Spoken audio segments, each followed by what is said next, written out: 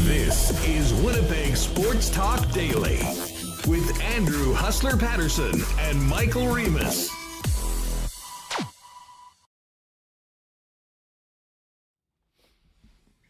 Hey, what's going on, everyone? Welcome to Winnipeg Sports Talk Daily. Hope you had a great weekend. I hope you stayed warm. That was ridiculous. It's a little bit nicer today. I think we're all dealing with some fatigue to this Arctic weather. And you might be surprised, why the heck, Huss, are you on the show today? I thought you were going to Costa Rica. We got by the weather, flight cancellations. But how could I miss a big Monday show to talk about that turd at the Canada Life Center on Saturday night?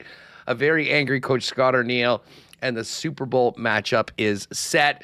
We're going to roll right into a three-way convo with Remis and Connor right off the top. We will have Mike McIntyre joining us a little later on in the program. It's some great news for the Bombers over the last few days, bringing back Willie J and now Stanley Bryant. We'll welcome in Ed Tait after 2 p.m. to kind of get the lay of the land with the Bombers as far as who's back, what are the holes as we look ahead to CFL free agency in just 2 weeks' time. And then Connor Remo and I will break down both games in the National Football yesterday. AFC Championship game, NFC Championship game, and a quick look ahead, along with an awesome new Cool Bet promo for you guys for the big game coming up later on today. We're going to get right into it. Welcome to everybody in chat. I hope you all were staying warm on the weekend. Yes, Rob Mahoney, bonus Huss today. Just quickly, you're wondering what's up. Got by the weather, and we had a later flight today this afternoon, and got a text at like 2 a.m. on Saturday that our flight was canceled today.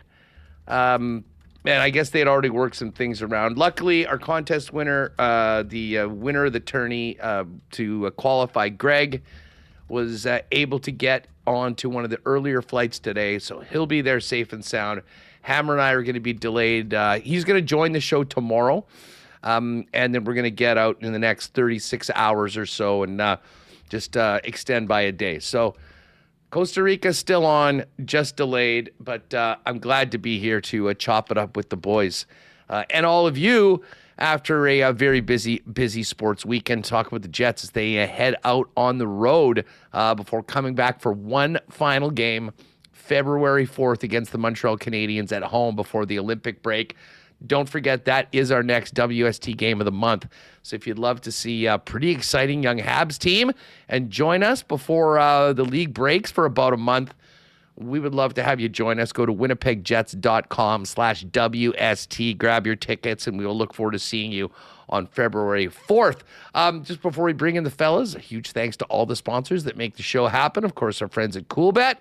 The gang at Clean Line. We'll get the latest on the lines coming out of the skate today before the team hit the road. Princess Auto, Chud's Power Sports, Manitoba Battery, along with Uptown Alley, Rolly's Transfer, Canadian Club, and St. Vital Dental Center. Of course, our friends at Royal Sports, Boston Pizza, Little Brown Jug, the St. B Mega Million Choices Lottery, and we'll get to a Why Not question of the day for Not Autocorp at Waverly and McGillivray. Fellas, come on in. Let's get her going. Welcome to everybody that's with us on YouTube. Shout out to you podcast listeners.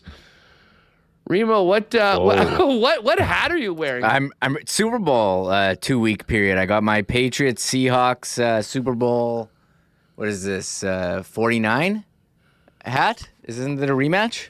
That is wild. Like, did we bring that back for you from that one, or did you get it like on some lids clearance 2 years after the fact? I got it for like $6 like a couple of years later. It's pretty sick lit. I bring it out once a year for the Super Bowl, but now I can wear it for like 2 weeks. Patriots, Seahawks. It's got the ticket on the underbill. This is one of the best hats you'll see. So I picked, this was an epic Super Bowl finish. Malcolm Butler. Will it be as epic this time around? I mean, it's probably not, but well, we got the matchup set, and we can talk about that or talk what a Jets weekend or weather. I said, minus 17 outside. Feels like shorts weather compared to minus 30 on the weekend. No kidding. It was balmy out there today. It was incredible. So happy to be here on a Monday, Huss. Yeah, Connor, what's up with you? I mean, I know, and we'll get to it. The post game was brief. You're, I'm sure, just ready to ask some hard-hitting question about Cole Koepke's game before Scott Arneal dipped. But how did you make it through? Because it was brutal outside. What can we say? Man, when we fired up WST Sunday Live Sunday morning at 9, Environment Canada said the airport felt like minus 51 with the wind chill. Like, that's absurd. I was like, yeah, I can't believe like we're just firing it up. Thank God for remote work and computers, and we can just fire up WST Sunday Live and chat Jets from the comfort of our homes. But yeah, good weekend. I mean, Saturday was nuts with the Jets game and then Arneal after the fact. And then Sunday morning, we broke it all down. Long show Sunday as well. And then was able to watch some of the football yesterday. Felt like we watched two different sports between the AFC Championship game and the NFC Championship game. But I got to say, that NFC Championship game was so much fun. You knew it would be too. Rams, Seahawks, they always play good games against one another, and it delivered. So good weekend all in all. Yeah, no doubt. We'll kind of dive into both of those games in the Super Bowl matchup a little later on as we head into the cool bet lines. And for those of you that are cool bettors, I'll tease this, and we'll let you know on it throughout the next couple of weeks heading into the game. We've got a special WST. Many of you have been playing before, so you used the bonus when you signed up. A 100% bonus for a reload heading into the Super Bowl. So we'll have details on that for you. But guys, let's get to this game on Saturday night. And listen, I didn't think Scott Arneal would be particularly pleased, but it kind of felt like this was I don't want to say a breaking point, but he had really had it, and we'll play it for you in a minute about what had happened afterwards. But I mean, Connor, you were there also in the building as I was. I mean, a lifeless is not really a fair term, but a game that just the home team did not have a lot of juice whatsoever. And, the first couple periods, there wasn't much going on. And then in the third period, when things started going on, it was not the home team that was doing them in a positive fashion. And, you give up the two, you give up the empty netter, and then I mean, that last goal after the empty netter that made it 5-1 was just sort of insult to injury. And I think that probably, as much as anything, really just had Arnie on the edge when he had to meet the media after the game.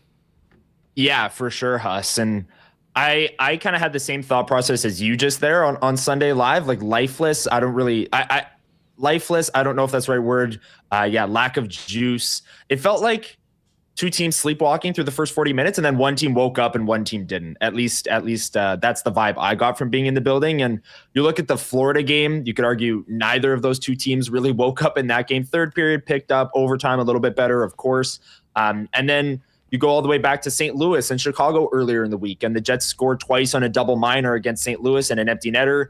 Outside of that, there wasn't much juice in that game either. The Chicago game, they weren't able to score, got shut out on the road. So it was just a really interesting week where it felt like the Winnipeg Jets did a good job defensively up until the third period against the Detroit Red Wings, but could generate next to nothing offensively outside of a double minor power play where they lapped them and scored twice against St. Louis. Chicago, St. Louis outside of the double minor, Florida, and then Detroit, nothing really doing offensively. And then through the first 40 minutes of Detroit and all of those other games combined, defensively, you thought not bad from the Winnipeg Jets, and then it all just kind of fell apart and crumbled in the third there. And I do think that's where the breaking point nature of it comes in to play, Huss, where maybe Scott Arneal doesn't hate the way his team is playing so far this week. And yeah, they're tight games, and he'd love more offense, of course.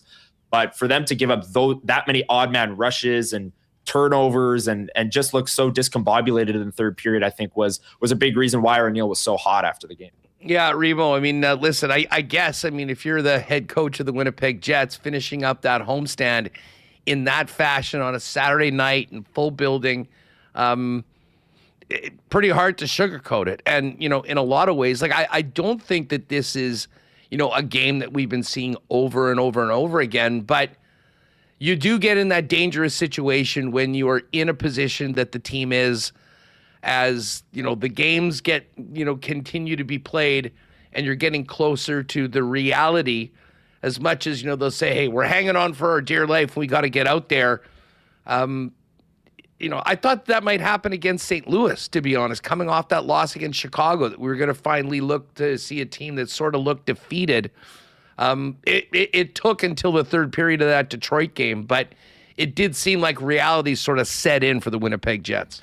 Yeah, I was looking at Money Puck right now, and they have the Jets at the odds to make the playoffs at 5.6%, ahead of only Calgary, Chicago, St. Louis, the Rangers, and Vancouver, and a couple of those teams have openly admitted that they're open for business in terms of selling. And this was a rough stretch for the Winnipeg Jets last week, over 4 games, only 1 goal at 5-on-5, and it was from the fourth line on Saturday. That was pretty good. They had the 2 power play goals against St. Louis that propelled them to the win, but I think the Florida game was kind of the same as the Saturday game, a little sleepy, and I think both teams woke up in Florida, and Connor, you said it, when one team woke up on Saturday, and it was Detroit, who took advantage of odd bad rushes, who were able to put the puck behind Connor Hellebuyck. So this was, not a great stretch for the Jets, where we thought, okay, they can string a couple together. They have a pretty good opportunity. You took Florida to overtime. It's all about getting points. Who really cares how you get there at this point? And Chicago, you allow a goal, but you score, you score none. And then, Saturday was a big blow loss. And I agree with you, Wes. You haven't seen too many of those efforts. I think the teams played hard, but they just keep coming up 1 goal short repeatedly. But it was too much, and Ken got the question in, and then Arneal was one and done after that. Yeah, it is. Listen, there is an element of human nature. It's like when you give up an interception and you're chasing the guy back, and at a certain point you get to the 25-yard line, realize you have 0 chance to catch this guy, and you kind of let up a little bit. And I'm afraid that might be sort of what we saw, realizing that season, was kind of getting away from them, and they did it. But to be fair, if we're comparing the Florida game and the Detroit game, I mean, one definite similarity is that they were both played in like subarctic temperatures, that it seemed like it took everybody in both teams and the fans a while to sort of thaw out and get into it. But I loved the third period from the Jets in the Florida game. Like, I thought that Tarasov basically stole that. I mean, he made some huge saves, and the Jets had some really good chances and could have easily won. They got it to OT, and obviously they didn't. In the third period, the Jets had nothing in the Detroit game, and that, I think, was really the source of Scott Arneal. Well, may as well play it for you. It won't take long. This is the entire post game from Coach Arneal on Saturday night after the 5-1 loss to the Wings. Where do you think the game turned? 1-1 game going into the third. That game didn't turn.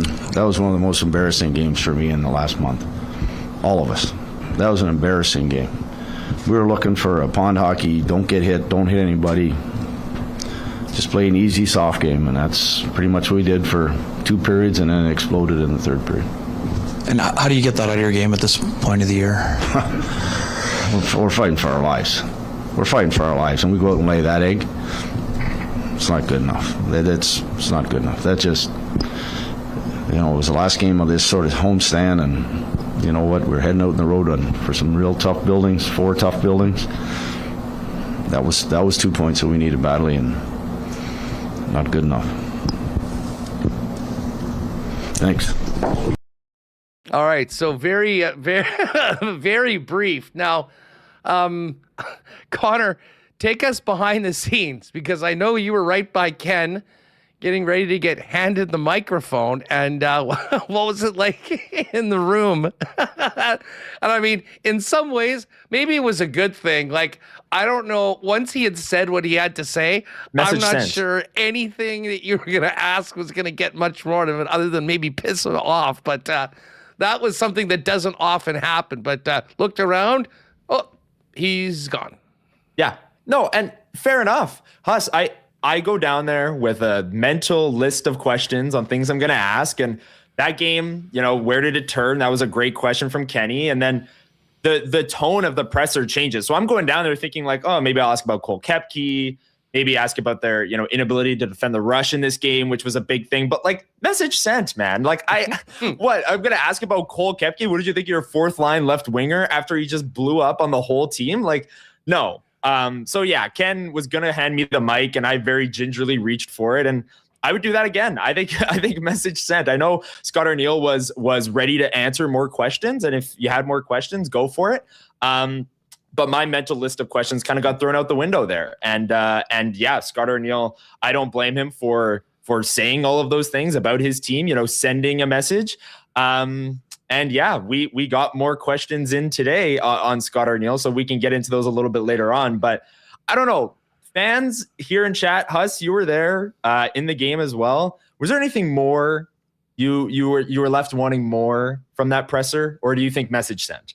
Listen, the only thing that could have come out of more of Arneal that night was maybe some memorable clips and a scene of him or two getting even more angry and leaving. Yeah. I mean, he Ken teed him up and he didn't hold back. And Huss, you remember the pushback press conference from Rick Bowness? Can you imagine if I was sitting there and went, what did you think of your fourth line left winger after that one, Rick?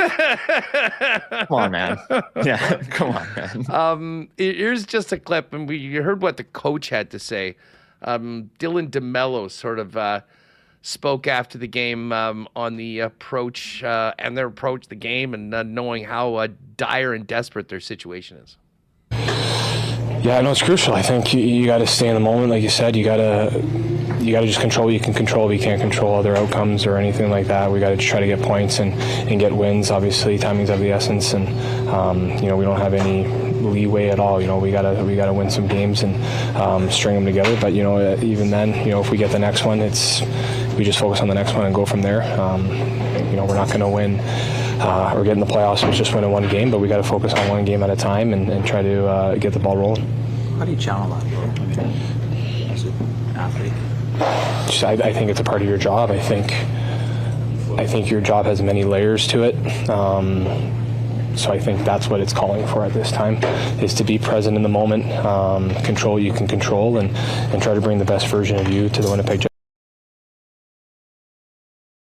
So there's Dylan DeMello. And again, like I feel for any of the players that got sent out after that one. I mean, I don't know what you say other than maybe jump on a sword. And he probably had not heard what Scott Arneal had said. Maybe if what the coach had to say, and again, that probably happens after the players. So it's listen, a tough situation, but not some of the Jets' finest work. But again, guys, you know what? And again, this is such a weird feeling, I think, for a lot of fans to be in when you have a game. Like, I just feel like I am the human Alonzo Mourning gif at these games. Like, oh, you go to the game, you're hoping to see them win, and they lose, and you're doing this, and then you're like, well, helps the draft situation because this is sort of where we are right now. I mean, it just... that's the life we lead right now following this hockey club. And I mean, let's face it, if you didn't think that wasn't, oh yeah, here it is. Can't believe we lost. Oh, well, the pick could be pretty good. So, but yeah, I mean, listen, they're heading out on the road for a really, really tough next few games. You just hope that you get the efforts out there. And as I say, like, it doesn't seem like a lot of people are too worried about losing some of these games because, as I said, we're sort of into draft lottery territory. And really, Connor, I mean, the most intriguing things is as to who can play, maybe up their value, and who's going to be in the mix when it comes to the trade deadline. Because I would say that outside of a group of core players and players signed to longer-term contracts, pretty much everything's got to be on the table for a team that's had such a disappointing season. Yeah, for sure. And Huss, you even look at the schedule and you might think, oh, the trade deadline March 6th, that's a long ways away. Well, the Jets play, 5 games between now and the break, and then 5 games after. The break is so long. There's such a long stretch in February there where Canada and all the other countries will be playing at the Olympics, where there's not much time in terms of, if this decision's going to happen with Logan Stanley's obviously the biggest one, but Luke Shen and all of these things. Like this decision, when the Winnipeg Jets are actually in action, there's not much time kind of in between before and after the break. So it's really interesting. And Huss, you mentioned like outside of the core players in our Burning Questions segment on Sunday Live, someone asked about Morgan Barron. Morgan Barron's been a guy that everyone has loved this season, but has 1 extra year of term, would probably be very attractive to contenders. Like I think it's a very interesting scenario the Jets find themselves in. You look at Nino, Nemesnikov, all these guys have that extra year of term. We obviously look at the pending UFAs, but with the team in the position that they're in and the contracts and a lot of the forwards that they have under contract for the long term, it almost seems like anyone that's not that group of players could be a guy that we could see pop up on trade boards or even moved between now and March 6th, where time is kind of ticking, where there's going to be an Olympic roster freeze on February 4th, I believe. And then after the fact, of course, Jets only play 5 games between then and the deadline. So time is ticking for these things to happen. Fill us in on what was happening down at the rink today. Obviously, it was an off day yesterday. And I'm sure the coach had to, he wasn't in post-game mode anymore. We'll hear a little bit from Scott Arneal, but fill us in on first what was happening on the ice and what the mood was around the team and the festivities in front of the mic. Yeah, so the day started with Isaac Phillips being recalled. That's just going to be their 7th defenseman going on this road trip, just kind of for some insurance. And then practice started. The lines were exactly the same as what they ended against Detroit. So Phillips the extra, Nyquist the extra. And then Fleury, Miller, Pionk, Arneal told us he doesn't expect any of those guys to play before the Olympic break. So it looks like this road trip plus the home game, which is WST night, February 4th against the Habs, you won't be seeing any of those 3 defensemen. At least that's the expectation. We heard from Connor Hellebuyck, who was asked a really good question about tipped goals and screened goals. Maybe we'll get to that clip a little bit later on, but admitted he feels like they're more often than not this year, there are more goals being scored on him that he feels are out of his control. And obviously pinned a lot of the team struggles on himself too. He needs to be better. We all need to be better. That was kind of the common sentiment from Hellebuyck. And then Arneal, you mentioned there, Huss, the defeated look from Dylan DeMello and, what do you even say after a game like that? He was asked, Arneal was today as well, about do you address the team before coming out to the media? And he said, I'll always say to the team whatever I want to say before I come out and say it to the media. So he probably ripped into the team after the game and then stepped up to the mic and ripped the team on the mic too. And he was saying, it's not going to come as a shock to these guys if I just go straight to the media and rip them. They're going to know how I feel about this game right after it in the locker room. So those are kind of the events that transpired after Saturday's game. And here we are today. The Jets head out on another road trip. No line changes expected for tomorrow's game against the Devils. And then they take on the Lightning, the Panthers, the Stars. So the quality of competition isn't going anywhere, Huss. You just mentioned the defense situation going into this road trip. And I'm going to put this out to the chat for the Why Not question of the day. But I will also put it to the two of you guys. Why Not question of the day for Not Autocorp over at Waverly and McGillivray. Over under 0.5 games played for the Manitoba Moose for Elias Salomonsson for the rest of the year. Oh. Now, I guess there is a caveat. Does he get sent back during the because Olympic they keep break? Playing during the Olympic break? So maybe the question should be while Winnipeg Jets games are available. Yeah. Put it this way: 0.5. Is Elias playing and with the Jets for the remainder of their games this season? I think I just to say if they want to give him a couple weeks in the in the break to go and do that, we'll say it. Assuming that he's going to be playing every one of those games up until the Olympic break. I would think, and again, I guess there's maybe an option that, if you're showcasing a Luke Shen like before the deadline, you want to get him in for a few games and Pionk's back, maybe. But I'll tell you what, I would certainly say I think he's playing every game after the trade deadline. And, considering with the injuries now, I wouldn't be surprised if outside of potentially being loaned during the Olympic break, as he mentions, kind of a unique caveat, that he's going to be sticking. Remo, where are you on that? I mean, should he be playing at the AHL? I think he's shown that he can, hang with the NHL and needs the opportunity, but it's such a low number. And the way we've seen from the Jets, maybe guys get healthy. Maybe I don't know who they're going to bring in a trade. Just how it's been gone in the past, I'm going to lean towards the over Huss, but I think he's shown that he's earned this opportunity and should be given a chance to go. And, some games in this year could definitely be beneficial for his development next season where he looks at, start the season with the Jets. So I'm going to go over just because, one game, anything can happen. Yeah, Connor, I mean, I don't know. I'm sure you're probably thinking the same thing. I mean, the bottom line is, like, once we get after the Olympic break, you pretty much know the situation the team is in. What can be gained moving forward for the rest of this season? I would say at the top of the list, more experience for Elias Salomonsson. And to be honest, he has not looked out of place at all. And I think gains more confidence every game he's playing. No way, Huss, has he looked out of place. Yeah, I'm totally with you on that. And look, I tweeted this out during the game, and I'll stand by it, and you guys can feel free to disagree with me. But if the Jets want to make the playoffs this year, I think Elias Salomonsson should be up with the team.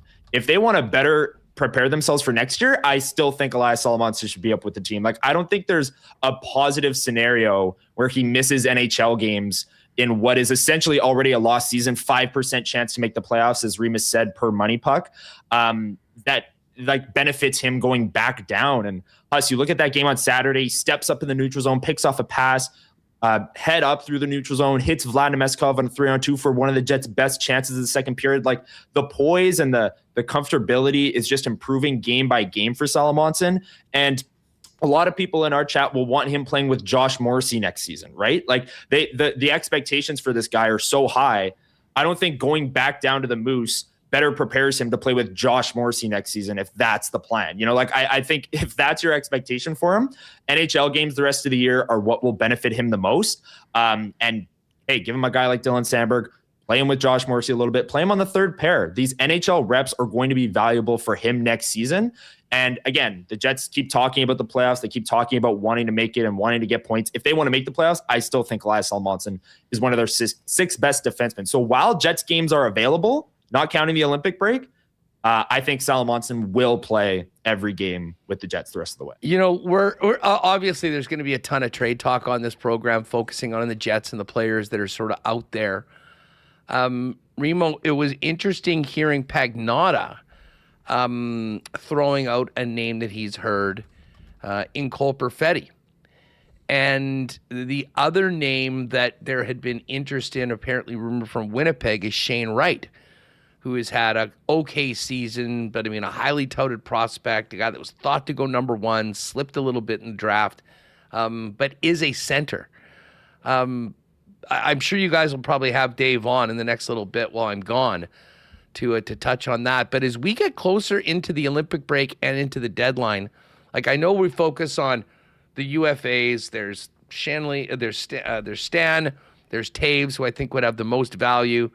I'm sure that if there was anything on the table for Gus Nyquist, that would have happened already. Pearson has had, I guess, by numbers, an okay season for a fourth liner. He's got some experience. Maybe he's got some attraction. There's Luke Shen. But I do think we'll start hearing some more names of players, including Winnipeg Jets with term on their contract. Connor, you brought up Morgan Barron. There's Cole Perfetti, who's an RFA. You're looking at guys like Nito Niederreiter. Certainly, if there was interest in a guy like Dylan DeMello, I think that top pairing could really use a change going into next year, whether that's someone to come in more at Josh Morrissey's level. I don't think that the plan right out of the gate would be having a rookie with him full-time, but I think you do have options. And I guess the point being is that, it's easy just to focus on the UFAs, but as I said right in the open off the top, once you get past a pretty small group of players, that are on long-term contracts that the Winnipeg Jets, I don't believe, will consider moving, and many of them, it's up to them anyways with no moves in their contracts. I think we will start hearing about some players that maybe we didn't think would be in the mix, and certainly it wasn't planned of them being in the mix to be traded because, as I say, when you have a season like this, and it is so much of a reset from where the expectations were at the start of the year, I think everything changes and way more players are in the are up in the air. Yeah, I mean, I'm looking at teams eliminated from the playoffs. January 26th, the Jets, pretty slim chances there at just over 5%. And yeah, if we're looking at trades and you wanted to bring in, do a trade for a player or with Cole Perfetti, his value is probably the lowest it'll ever be, having a really disappointing season for him. And I think that's not what he thought was going to happen when he signed the 2-year deal, and his contract is up after this year. And you wonder, how is that negotiation going to go with his agent, Kurt Overhart? Him and the Jets do have he's some an history. Overhart guy, that's right. him and the Jets have some history. And he's only got 4 goals on this year after having 18 last year. And we're, more than halfway through the season. I know he's had an injury, but the production, it hasn't been there. And now does he feel he hasn't been given the opportunity with the Jets, playing, hasn't really played with Scheifele or Connor, and, played with Ehlers last year, which really helped him out. But if you're looking to do a swap for a player, who was another top 10 pick, Perfetti did go 10th overall. Shane Wright went, 4 for Seattle. And, 2 players who are struggling, and it would give the Jets a center. That would probably be the player where the type of trade the Jets would do with Perfetti for a similar, young player who needs a change of scenery, who's struggling. And they've, they haven't had any second-line centers here in 15 years. They've got Mark Scheifele, and, Adam Lowry's he's a third-line center. So that would be... Since Brian Little got hurt, I mean, they basically, and you bring in Paul Stastny for a bit, he was there. And I mean, listen, this is not unique to Winnipeg. I mean, there's just a real scarcity of top 6 centers. And, if you've got great center depth, you're probably one of the better teams in the league. And that was certainly something I think the Jets kind of felt they had. They have it more with Taves as the current Taves that we're seeing right now. But, obviously they have it. Nope. Lee says, I hope Taves stays one more season. Even if they deal him at the deadline, I'm sure, we talked about this last week, I'm sure there'll be a conversation that, they want to do what's right for him. It could help the hockey club, and they'll be there on July 1st, and hopefully they can get another year out of it. The other one, Infinity Comment, said, been reported that Seattle wants Wright, would move Wright as part of a trade for a star, not a swap of similar players. Mm-hmm. Connor, I would say this, on the who says no, I think as of right now and based on the season, if we're just talking about Perfetti and Wright, I'm pretty sure it's Seattle that says no to that. Yeah, because Wright is younger. Both are young players, but Wright is a younger player. And look, Cole Perfetti's value's never been lower. I think that's a great point you brought up from there, Remis. Both in terms of, when he was younger, maybe he wasn't producing much, but there was still the trajectory angle of it. Like, he's 24 now, coming off the injury. You're kind of waiting for him coming into this season. We looked at him as a massive breakout candidate and a guy that is going to maybe get more opportunity up on the top power play with Nikolai Ehlers leaving and all of these things. And the high ankle sprain absolutely derailed the start. And even when he came back, a player that already had foot speed issues lost more explosiveness. He told us in many interviews that, he didn't trust his ankle at first. It's a very tricky injury to come back from. That's not just Perfetti saying that either. That's all NHL players. Look at Dylan Holloway on the Blues, played one game, had to go back to St. Louis for another MRI, and he's dealing with a high ankle sprain. It's a tricky injury. It's just a weird one to deal with. So I'm not shocked to see Perfetti's name getting, kind of floated out there. But if the Jets are going to trade him for pennies on the dollar in the middle of a down season from him when an injury kind of derailed it, I don't know if that's really the right move. And yeah, for Seattle, you're looking at the article I read from Pagnotta clearly outlined they want him as a part of a bigger package for a player that can help them kind of right now in the middle of their prime and help them get a star and kind of dangle him as someone who's going to end up a star, but isn't one right now because they're in a playoff spot. And I don't think Cole Perfetti is that. So there's a lot of angles to that. It was interesting to see his name. I wasn't shocked, but I don't know if the Winnipeg Jets should be looking to move Cole Perfetti when his value has never been lower. We will hear from Coach Scott Arneal. Now, I think Mike is going to be coming in relatively soon. If it's a little bit later, we'll get to the coach in a minute. But just before that, Uptown Alley was busy on the weekend. I can tell you that. A lot of people looking for things to do when it is minus a million outside. And listen, whether it's cold, whether it's warm, I can tell you that 365 days a year, outside of a few days where they're closed, you can count on a forecast of a lot of fun at Uptown Alley. Tons of 5-pin lanes, 10-pin lanes, state-of-the-art arcade with some of the coolest games you'll find anywhere, and other great games where you can win tickets to exchange for prizes to take home afterwards, and amazing food and beverage options for parties, corporate and group events, or just going out with your crew to have a great time. They're at 1301 St. Matthews Avenue. Check them out online at uptownalley.ca. You can give them a call at 488-0000. Incredible spot for birthday parties. If you do want to plan a group event, basically just figure out your numbers, what your activities are, what you want to eat, any add-ons, and their event staff will take care of everything else for you, and you'll be able to have a great time. Head on down to Uptown Alley this week. Get out of the cold and have a great time. Don't forget that bowl and play special every night after 9 p.m. as well. Probably the last few weeks, people have been wishing they were moving, maybe far away right now with what the weather's been. Listen, Rolly's Transfer has been the kings of moving in Winnipeg and southern Manitoba for over 60 years, family owned and operated. And if you have a move coming up in 2026, contact the gang at Rolly's to take as much of the stress out of the always stressful moving experience with the experts at Rolly's. Hit up their website at rollys.com. You can click on request an estimate. Use the promo code WST for a special discount on moving services and moving supplies. And then let them know when and where you're moving, what needs to go. The friendly staff at Rolly's will turn it around quickly, get you locked in for the white glove treatment and service that they've been famous for now into their 7th decade. For all your moving needs, Rolly's, the most trusted name in the game. Check them out online today at rollys.com. A big shout out to Terry and Dr. Terry and the gang down at St. Mattel Dental Center.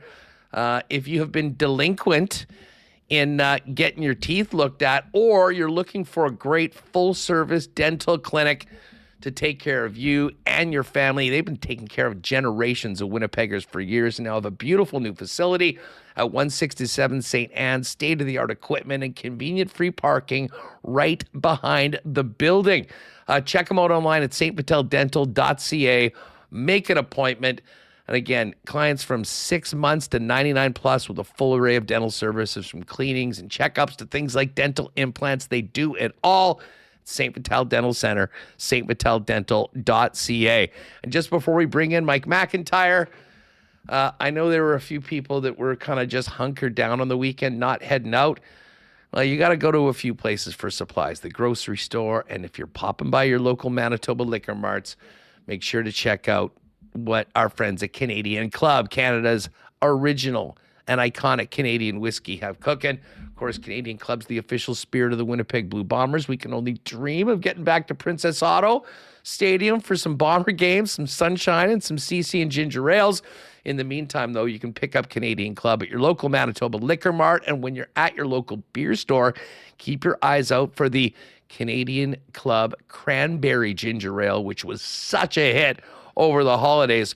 Hopefully that'll be permanent, as it was launched as a limited edition flavor, but was so popular. Big shout out to Canadian Club for their support of Winnipeg Sports Talk. Grab it at your local Manitoba Liquor Marts. All right, let's welcome in Mike McIntyre from the Winnipeg Free Press. Mike, what's going on? How are you? Doing good, Huss. Starting to pack for Italy. Leaving a week for the Olympics. How long are you going for? I'm going for the whole shebang, 20 nights. So I will be there. I get there on the Wednesday. The Olympics start on the Friday, and then I'll be there right through to the end of the closing ceremonies. So yeah, this will be a marathon road trip for sure, and just kind of working on the itinerary. Gonna cover obviously the men's hockey NHLers with a blanket, but also women's hockey, Team Canada, and kind of focus on a couple of the Manitobans that are on the team. Gonna get to some curling and some speed skating and all kinds of other fun things planned, and maybe eat some pasta while I'm in Milan. What now? Do you stay in a hotel? Do they have a media place for the village? I remember Gary telling me some funny stories about showing up in Sochi back in whatever that was, 2014. Yeah. How does that all work? Yeah, it's a pretty well-oiled machine. I mean, this is my first Olympics, so I don't have anything to compare it to. But honestly, I had to select my hotel like a year ago. The Canadian Olympic Committee sent us a long list, and you had to pick the sector that you were going to kind of focus on, because the Olympics are very spread out. I will not be in the mountainous region, Huss. Manitoba bobsledders and downhill skiers, they just missed the cut this year, I guess. We need some higher snow mountains out there to Garbage Hill and the like. Yeah, I guess right now we're really just looking at hockey players for the Olympians so far as I know. It's a small group. There is like some support staff, ice makers and things like that behind the scene, a lot of behind the scenes people, and I'll be doing some stuff with them. But in terms of athletes, yeah, this is probably one of the smallest contingents we've had, because curlers didn't make it. Not their year for speed skating. There's no Cindy Clausen or Clara Hughes. But yeah, I mean, there are obviously from a Manitoba perspective, we've got Mark Stone and Travis Sanheim on the men's team, and Katie Tabin and Jocelyn Larocque on the women's team. And then, of course, all the Jets that'll be there, and we'll see if Mark Scheifele gets his name added to the mix. But you know, Connor Hellebuyck, Kyle Connor, Josh Morrissey, and Nino Niederreiter with Team Switzerland. May even go catch up with Nick Ehlers maybe at a Denmark game. So yeah, there'll be enough connections there for sure. And you know, I'll pounce on any and all stories that of national pride that you know, maybe some underdog type stories that emerge. I don't know if we'll get a Jamaican bobsled team type story this year at the Olympics, or what was the break dancer at the Summer Olympics? Ray Gun? Oh, Ray Gun. Yeah. Maybe we'll get a Ray Gun type story. I do know, Huss, I'm hoping to catch up with Snoop Dogg, who apparently will be part of the accredited media. He'll be working for NBC. And I know he's on record, Snoop Dogg is, as saying he's a huge hockey fan, and he's planning on checking out as much hockey as possible. So put that on my bingo card of trying to get a photo with Snoop Dogg inside the Olympic hockey venue. We'll see if I can make that happen. Yeah, I'm not sure what the laws are like there, but you might want to see if you can hang out with Snoop Dogg after hours, if you know what I'm saying. The grass is always greener in Snoop's yard. Puff, puff, pass, Mike. Hey, let's get to the Jets. You've covered this team for a long time. Obviously, throughout the Scott Arneal era as a head coach. Yeah. That was got to be top 3 angriest and most upset we've seen the coach afterwards. First of all, what did you think of the performance by the club, and then how Scott viewed the game afterwards? Yeah, I mean, that was up there for sure. Like that was, I guess there was the Utah. Yeah, the Utah one was big time. But again, you put that in context. Like the Jets were still in great shape after the Utah. He just, it's almost like when Jared Bednar recently kind of bashed his team after a couple losses because they were getting too comfortable. So I think when you consider the actual stakes, to me, this is probably at the top of the list in terms of the angriest. I mean, there was also they're all a bit of a blur here, Huss. I was on the road trip just before Christmas. I can't even remember what game it was, whether it was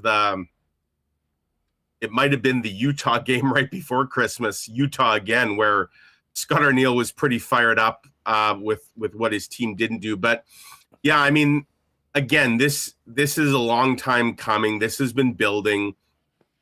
Once again with Scott Arneal, when he's that angry in front of us, you can only imagine what it was like behind closed doors.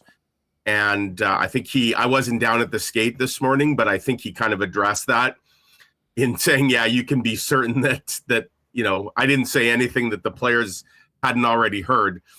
And I just think like the pressure is getting to everybody here. And this is a team that can't afford slip-ups like that. And it'd be one thing if they played a really good game and didn't get the result, but they did not play a good game at all. And, they once again, and we've seen this happen a lot lately, Huss, because they've scored the first goal in I think now 11 of 12. But most of those games, they're finding ways to lose. And, normally a year ago when the Jets would get up 1-0 in a game, you're like, okay, that's in the bag. Because you knew they were going to score some more goals, and they were pretty good at preventing ones. This year, and this happened against Detroit the other night, they get the one goal, and it's like they decided, well, that was a good night's effort. So we'll just put this in park now, and we'll just wait for the NHL to hand out our well-deserved 2 points. Well, it doesn't work that way, and the Jets essentially stopped playing. And clearly what got under Scott Arneal's skin was the idea that the team, as he called it, was looking for pond hockey, that they started, cheating and abandoning all the things that they know they have to do. And it's just perplexing. Like he must feel us like the parent who keeps telling their kid, don't put your hand on the stove. It's hot. And the kid nods his head and, okay, Dad, okay, Mom. And then you turn around and the kid's yelling because they put their hand on the stove. And this is a group that should know better. They're a veteran group. And for whatever reason, maybe we'll never hear, the full mental psychological breakdown of this, but this team just cannot get out of its own way. And they've now, it's silly, I guess, to be calling games in January must wins, but let's face it, Huss, these are basically must wins. That they can't afford games like that. And here they are. That was just their second regulation loss in 9? And yet they're back to nearly a double-digit deficit on the playoff line. Like they've almost gained nothing, even with a pretty good run of getting points in games. And now they go face, they go into 4 pretty tough buildings here. And this road trip honestly feels like the beginning of the end. Yeah, I would actually suggest that we just witnessed that over the course of the last week. They had 4 out of the big losing streak. You were 4-0-1 in 5 games. You lose that one in the fashion they did to Toronto, disappointing. But we said, hey, if you can get 8 of 10 points in this next 5 games, maybe we'll have a conversation, and it'll make things. It'll put a few more things on the table when they hit the road against some very, very good teams. Jersey not so much. They've been up and down, but Tampa, Florida, Dallas, and then the Habs, who are also in a playoff spot before the break. Well, they didn't do their part over the course of this past week. And we could talk about getting points. Guess what? 1 ain't enough right now for this team. It's not like they're right there and they're not losing ground. They have so much room to catch up. So, and I said this to the guys earlier, Mike. Both of these last 2 games that were in the middle of this -30 snap, it seemed like things were slow to get going, and both teams sort of felt like a little frozen, and as did the fans. But at the third period of the Florida game, I thought the Jets brought it. I mean, Tarasov made some massive saves. They could have easily won that in regulation. There was nothing even close to that on Saturday night. And that's the thing. I mean, at what point, even if fans are like, oh, well, we're moving on, this is going to be, an off year, hopefully it'll be a good draft pick. And that's where a lot of people are. I think people that are sort of realists. The players, you need to be going out there and competing, but at a certain point, reality sets in. And I thought it might be on Tuesday against the Blues and the day after that game in Chicago, the way that they lost. The third period against Detroit sort of felt like that to me. And I think that was probably a big reason why Scott Arneal was so disappointed. The fan in the upper deck, Huss. That wasn't you, was it? That screamed, "Do something!" at the Jets in what was mainly a silent arena. Sold out building. Saturday night. Good crowd. Sold out, and it was a library in there. So much so that everybody could hear the one guy pleading with the Jets to do something, which resulted in them giving up promptly 2 more goals to turn a 3-1 deficit into 5-1, which, if that doesn't summarize the current state of affairs, I actually used all that little vignette in my game story in the Free Press, because I thought it was just a perfect encapsulation of kind of the scene and the mood. That was unacceptable. And yet, Huss, I hate to beat a dead horse here. Where are the consequences other than, I guess, fading in the playoff race? Did you see the lines at practice today? Did you see the roster again? Nothing changes. It is Groundhog Day. I mean, the only change today is they called Isaac Phillips back up, and he'll probably be the 7th defenseman tomorrow night because they need an insurance defenseman. The same lines, same 20 players. Nothing changes, nothing to see. So after a game like that, they do nothing. Nobody got demoted. Nobody got promoted. Nobody got bumped to a different, nothing. And to me, that just, again, that also summarizes this season and maybe some of Scott Arneal's frustration that, the old moving deck chairs on the Titanic around, that this feels like a sinking ship. They're not even moving deck chairs now. The deck chairs are all in the same spot today. So I don't know. It's everyone's seatbelted in. Yeah. I mean, it's easy to see why fans are frustrated. Clearly the coaches are frustrated.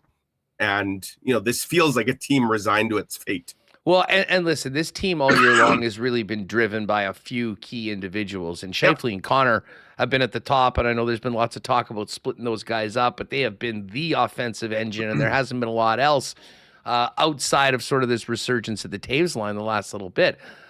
When you kind of go back, I was looking at, I believe, since the start of January, there's been a pretty big fall off. And I'm not sure whether it's a coincidence or not that was right after the Olympic team was named. I mean, you can be the judge yourself. No one will really know. And again, whatever. I'm kind of neutral on, if put it this way, I don't think splitting Scheifele and Connor up is going to make a big difference. And I also don't really think it'll make the team will be better. But at the same time, I could care less if they go and do that. I mean, I can think it would show they're trying to do something. But overall, they got to where they were going into the new year, and then you've had a drop-off in your top players, even with the boost that they're getting from Taves and Perfetti getting a little bit more and a little more secondary scoring outside. It just goes to show how much those guys were carrying the load originally, and you put it all together, and it still doesn't add up for very, very many wins. I mean, this team, Huss, has one 5-on-5 goal over the last 4 games, and that came from the fourth line. That was Cole Koepke's goal the other day. So for all the talk about, well, you can't split the top lineup, they've been so good. Look at this past week. The Jets played 4 games. They got 1 win. That was against St. Louis. They lost 2 others in regulation, and they got to overtime against Florida. So they got 3 out of 8 points in an absolute critical week. And the top line did not score a single 5-on-5 goal. They got some power play goals. I mean, that was it. Like, Scheifele had a really good game against St. Louis. That the power play, the special teams won them that game. If not for special teams, they would have lost all 4 games last week. So, yeah, special teams may be trending up a little bit, but now all of a sudden they're not getting anything resembling even strength production from any line, really. And, so they're back to not scoring again. And they're back, Huss, to all the bad habits that were so apparent during that 11-game winless streak. Way too much perimeter play, too much soft play, not enough intensity. Like, when they had that 4-game winning streak, which I guess now in hindsight was just a mirage. Look at that game against Minnesota where they went into Minnesota and dominated them. Like, where'd that team go? Where'd that Jets team go? And look at how they scored all their goals that night. I think every goal was like a deflection, a tip, a rebound. The Jets were all over the blue paint that night. They were living in the paint. And they kind of had done a lot of that over that 4-game stretch. I think they scored 20 goals in 4 games. All of a sudden, the team that couldn't score, they couldn't stop scoring. But then where'd that go? They now, the last 5 games, other than like Toronto game, I guess, that they lost, in overtime, the last 4 games especially, 5 total goals, 1 into an empty net. Well, yeah. And I mean, listen, that is, this is like a broken record. I mean, you could pick out shows throughout the year where we're saying, where are the goals? Where's the scoring? How's this team not generating? And that has been a common refrain, which is certainly something that needs to get rectified if they want to be in a different situation next year. But being where the team is right now, a 5% chance to make the playoffs. And even I would say in reality, that's probably a little high or Feels generous. high. And I think a lot of it is based on a lot of their analytic numbers that like the models really like Winnipeg. Where they are in the standings is less than that. So, I mean, people are, as much as say, hey, they want to go out and win, they still have a chance. The players will say that. The front office will probably have a different feeling, which of course then means there's a trade deadline. There's really 2. I mean, I think we might see potential moves before the Olympic break and the trade deadline. And then another month of games. Mike, from the Jets' perspective, I guess it's 2 parts. What are you hoping to accomplish over the course of these next 20-odd games? And what are the dangers and pitfalls of a month of games at the end of the season sort of playing out the stretch where the playoffs are not part of the conversation? Well, and that's where, to me, it's incumbent on Kevin Cheveldayoff to sell as many parts as he can for 2 reasons.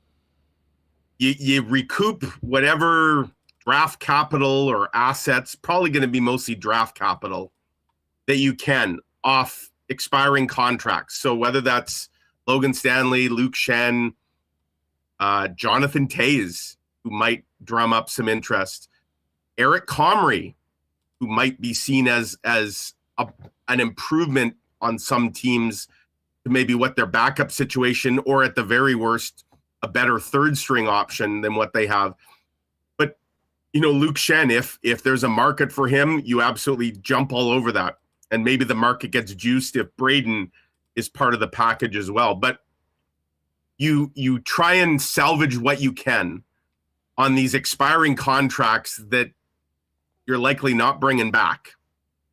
The second thing, though, and maybe this is just as important, Huss, to your question about the stretch, you get rid of some of these veteran guys that at that point, with very little to play for. I mean, I guess that some of them are in career years or they're playing for their next contract, but you get rid of some of the aging, expiring players, and that provides at least a glimmer of hope where you can promote some guys from the farm and get a look at some of your young prospects, and give everybody, sell a little bit of hope around here. Because you're right, Huss. I don't know if folks have looked at it. The Jets have an 8-game homestand in March, and my goodness, thought the atmosphere on Saturday night in that third period when things weren't going well was sort of funeral-like. Well, that could be a long stretch, but at least maybe at that point you've got some fresh legs, you've got some energy, you've got some excitement, you've got a few prospects up, guys that are excited for the chance. But I also think, at that point, if you're the Jets and fans, I'm sure we'll be seeing where fans are actually hoping for losses, Huss. Because the one thing I guess that you don't want to do is climb your way up into the mushy middle. If the season ended today, I believe with Calgary getting a point last night, correct me if I'm wrong, I think the Jets are now 30th in points or tied. I think they're tied for 30th, right? And they might have it by virtue of a game in hand. But in any event, they'd be looking at I think they'd have the best odds for a third overall pick. So if you're the Jets, and again, I don't know how you convey this to your fans, and let's face it, the players don't care about draft. They don't care about where the team drafts. So they're not going to go out and tank. But if you're the GM, I guess, you create an environment where maybe you're opening up some opportunities for some young players, but you're also, at least in the short term, maybe weakening your team, and that actually pays off down the road. Well, the counterpoint is that maybe they're doing that now. They've gotten to this point. Maybe that's why there's no changes. Maybe that's why the deck chairs aren't changing. Well, I say that tongue in cheek, of course, but no, it's worked. You hit on a good point. Sure. If the Jets were to, let's say today they swapped out 4 or 5 guys for the 4 or 5 guys on the Moose that are going the strongest right now. Would they be any worse? And maybe what if they were better? Well, then is that a problem? When you look at the big picture and trying to, so the one thing the Jets, I think there's 2 things actually the Jets can't do. They can't buy, and I don't think anybody is they can't be so delusional as to actually be considering any type of buying right now. This is not the time to buy. No, that's not even even a conversation. Well, I shouldn't say this. I do think that they will be interested in making deals for potentially players with term. If you could make a hockey trade, sure. But the first round pick's not on the table for some guy that's got 1 year left on his deal. No. And I also think standing pat, status quo, would be detrimental just to the long-term future of this team. Because again, this is an organization that has spent a lot of draft capital in recent years to try and take runs at what it felt were windows of opportunity. There is no window of opportunity this year. This is a chance to now try and take advantage of some teams that feel like they are in their window of opportunity, and at least, restock the cupboards a little bit, get some draft capital back, create some openings in your lineup, because we've seen with this team this year, Huss, as long as they're healthy, for whatever reason, they feel like the lineup is set in stone. There is no opportunity if this team is healthy, and we can scream till we're blue in the face about why that's been the strategy and how ineffective it's been. That's just the way it is. They've admitted it. They've come out and said, well, we're healthy. We can't do anything with this roster. Yeah. By the way, shout out to our guy, T. Konapali. After KFC, with a nice super chat, after KFC signed deal, 55 let it be known he had a line mate for life. Therein lies the problem. Culture issues at the core. Boo, these players should be able to play a part at times. And then he fired Chevy. this is it's an interesting one. And again, I thought we spent a lot of time talking about whether this was going to happen, like, coming out of the freaking California road trip in November. The good old days. And it didn't. So it to me, it is what it is. But Mike, back to, listen, I expect players to be moved, and I do think there'll be holes in the roster. And I do think that there'll be some players from the Moose that will come up at times. And to be perfectly honest, I think that will make them more competitive. I think they'll be more in games. I think the players that will come up will realize that the games that they get are absolutely precious to try to put them in the mix for spots on the roster next year. And quickly on that, Brad Lambert with the winner in the last 30 seconds last night, handing the juggernaut Grand Rapids Griffins their first regulation road loss of the year. I think it's kind of showing in the Moose right now of some of these guys that realizing I better get my act together so that I'm in the Danny Zhilkin spot the next time that there is a call made to the Manitoba Moose. And that to me will be really interesting. But I mean, much like I said when the Zhilkin got called up, if for no other reason, you've got a young guy that is incredibly excited to be playing in the NHL up with the team. That I think has a good effect on other players, and I think it can push some guys as well. Bottom line is there's been nobody pushing anybody in this lineup for the most part, and that is a big reason why that I don't want to say complacency, but you do get to that point in a lost season where, okay, what are we doing here? What are we playing for? What are we trying to get out of it? And to me, big picture, it has to be giving some opportunities to other guys that haven't had it so far this year. And at the same point, recouping as much as you can for players that you're willing to let walk. So if you're the Jets, you're sitting here today, you have eight pending UFAs. How many of those 8 guys you want to re-sign? I think that's a question the Jets have to ask themselves. The answer might be 1, Eric Comrie, maybe.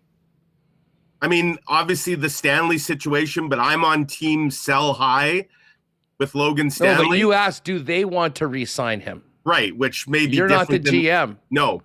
But so you have to ask, if you're the Jets, figure out right now, how many of these 8 guys are we bringing back? Whatever that number is that you're not bringing back, you should be trying to sell try and sell all of those guys if you can.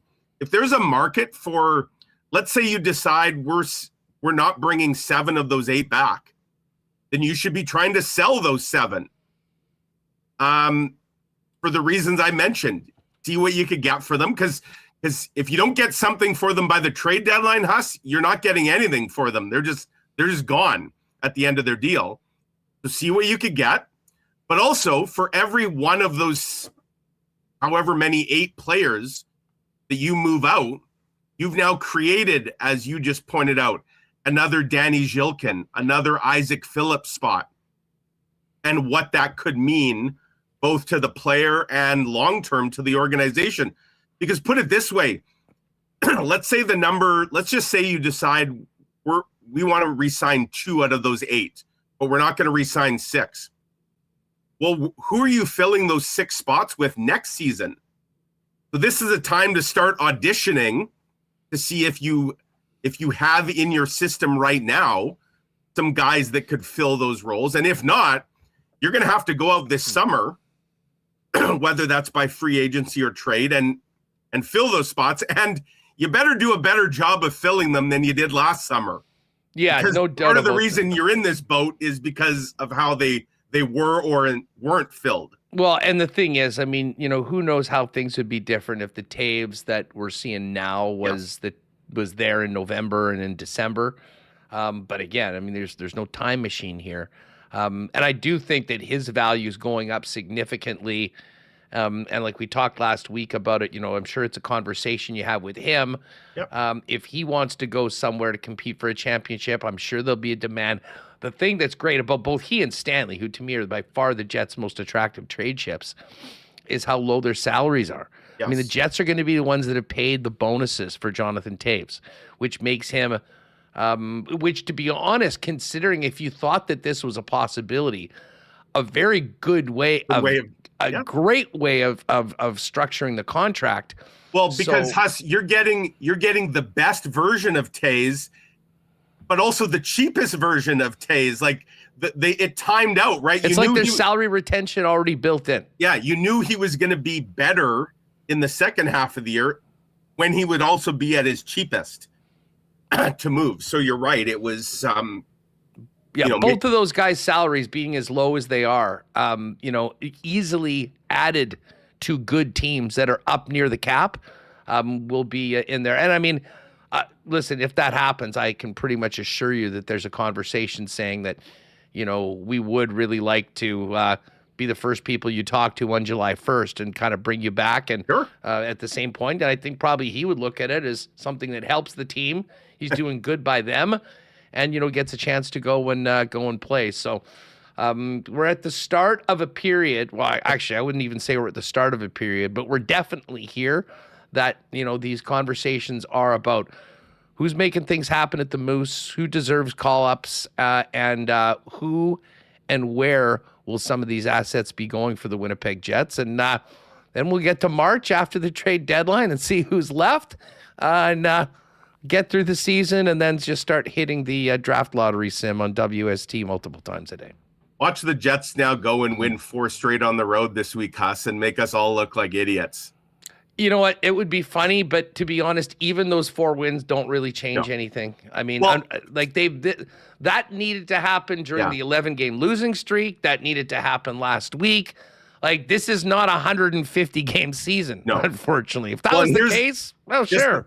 Just some quick math for people. This is why it's so daunting. The Jets aren't they're 8 points out of the playoff spot, which would be daunting enough if it was one team that they had to be essentially 8 points better than over these last 30 games. But there's 2 other teams tied for that last spot that are non-playoff teams. You also have to be 8 or more better than them during that stretch. And that's the biggest problem, is that there's now a bunch of teams, including those not in the playoffs, that have now put distance between themselves and the Jets. And so you need an absolute miracle run that, when you look at the schedule and just the reality of how they're playing, doesn't seem possible. But hey, we'll keep watching. We'll keep talking. See how these next 5, at least before the Olympic break, play out. And maybe we'll get a trade or 2 sprinkled in. Put it this way. I think the Leafs are screwed in the East. Yeah. The Leafs are 5 points back of Boston. They've got the same amount of games played, but they've got the Panthers 2 points ahead of them. Panthers have 1 game in hand. Philly's tied with them at 50 games, so they have 2 games in hand on them. Just that, and just assume that the Caps and Jersey and any of those teams, they're done. I don't think Toronto makes the playoffs. Yeah. So you add in 4 more teams ahead of you and 3 more points. The math ain't mathin'. No, exactly. Mike, great stuff as always. If I don't see you before you leave, have a great one, and we'll definitely be leaning on you to join us throughout the Olympic Games. Can't wait for that.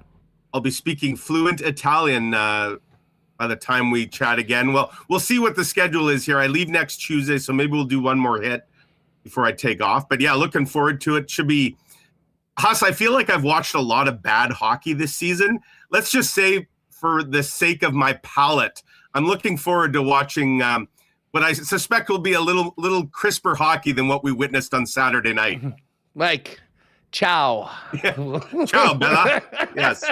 Take it easy. Right on. All right, we will have more on the Jets, and we'll hear what Coach Arneal had to say a little later on.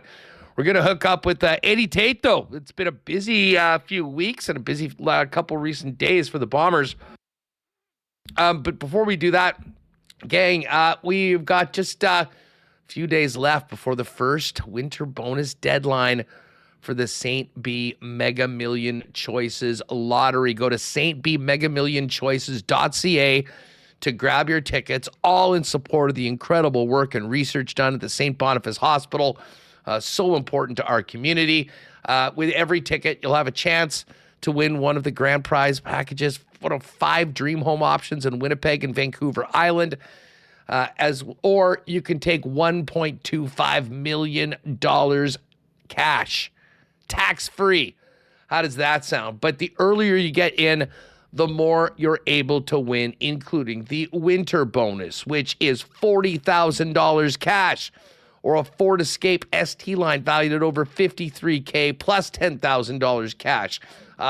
Shopping sprees worth $5,000 at St. Vital Polo Park or Outlet Collection Winnipeg. Then there's the ultimate bonus you'll be in, worth over $140,000. That's the one with that incredible World Cup experience trip.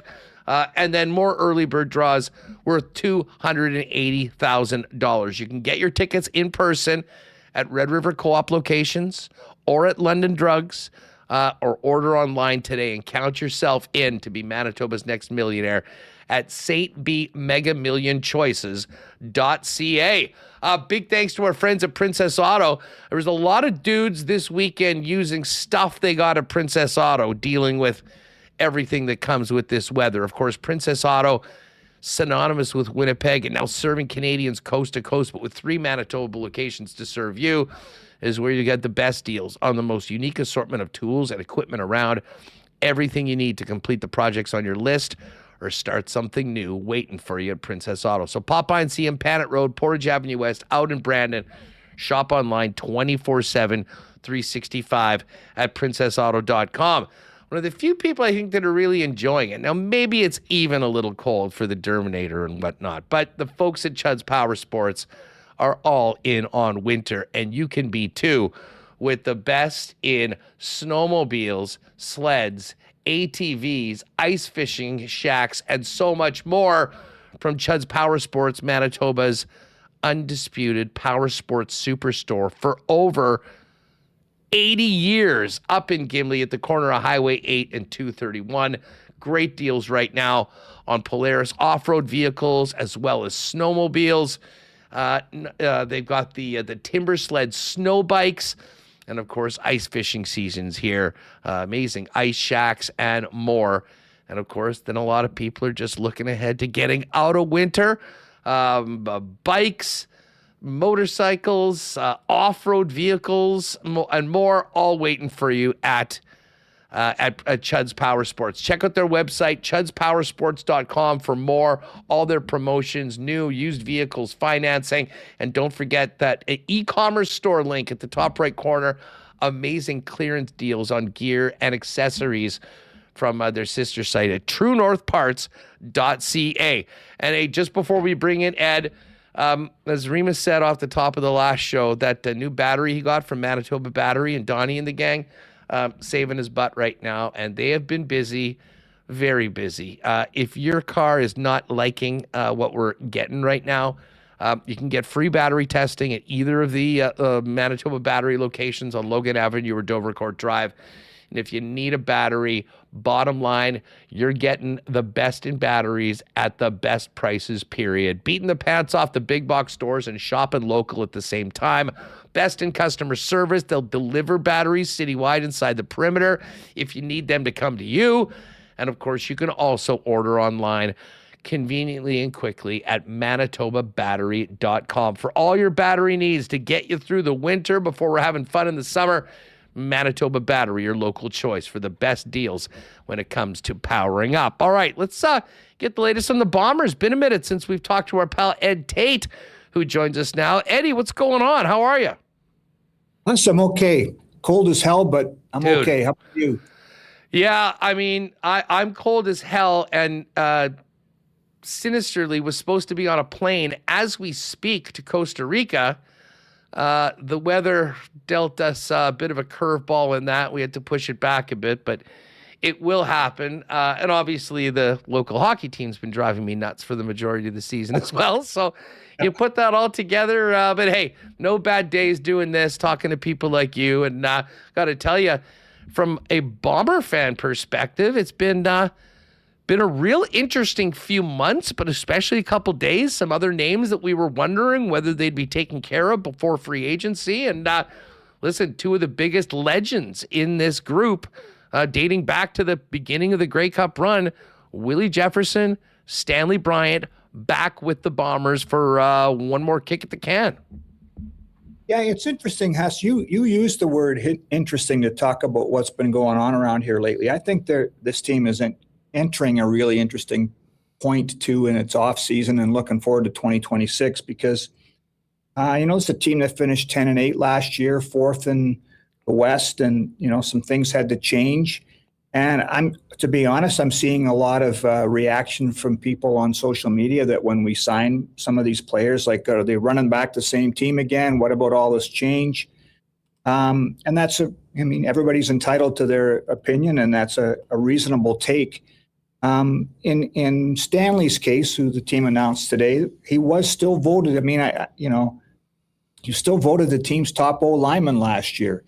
Willie Jefferson's sack totals are down, but he led the league in knockdowns. And, those guys do have a marketability, too, that's worth something to this franchise, and it's a big reason why the building's been full. They have been busy since the end of the season. They re-signed Brady Oliveira and Nick Dembski, Evan Holm, Reddick Cramdy, Dietrich Nichols. Like, these are all important pieces in this team. And for those that want change, I would just say just pump the brakes a little bit because we're getting close to free agency, and let's see what everything looks like in a few weeks when the dust settles a little bit after the initial onslaught of changes in free agency. And the other thing is, we'll get a real read of this team when training camp starts, right? So let's not jump the gun and start saying that they haven't made enough changes now because we're still so far away from training camp. Well, and listen, the roster is so big. There are so many players. And, listen, to bring back some of these players, I think it's important because you lose a Willie Jefferson, you lose a Stanley Bryant. Those holes are so big and not easily, especially in the cap system, able to just plug and play somebody else that's available and willing to come to Winnipeg. So, I understood, and listen, there's still a big question mark at the receiver position. I'd imagine that will be a real focus for the club when we get to next week. But, when we think about the guys that are back, you mentioned Nichols. I was really fired up that they brought back Evan Holm. I thought he would be a really, really difficult guy to replace. But, it's hard to make an argument that the Bombers would be better without Brady Oliveira, Nick Dembski, and the guys that we've talked about. So, I think they identified the important parts of both the team and the culture. But there is a lot of work to do to change some of the periphery of it, as well as some big-time important players, especially in the offense, that we'll probably see in a couple of weeks. Yeah, it's the free agent period is going to be really interesting. Back to the change thing too. Look, we have to remember that they've moved on from Chris Kolinkowski at center. Jamal Parker, the guy that started a lot of games in the secondary last year, has been released. Jake Thomas retired. Now the D-line coach, got a new offensive coordinator. So, we're mid to late January here, and that's a pretty significant chunk of changes already for this team. You're right about some of the positions they may be targeting in free agency. Like Carrick Wheatfall and Jarrett Stearns are both pending free agents. Those guys haven't been re-signed. There's some interesting names on the free agent market now, including Austin Mack, who was cut by Montreal today. I don't know if the Bombers are interested in him. Yeah, just quickly on Mack. Yeah. There was all the fanfare when he came back and signed that 4-year deal in 2024. I was stunned to see that, they parted ways, and that is a player. When we're talking about Kenny Lawler being in Hamilton and huge question marks about Dalton Schoen, whether he's back and whether you can even count on him to play a full season, a guy like Austin Mack, I would imagine, would immediately rise to the top of a lot of people's free agent receiver depth charts. Yeah, we'll see what happens there. I credit Justin Dunk and the guys at 3 Down Nation for, I think, having that story first. But it looked to me, what I was able to read, that it was a salary cap move.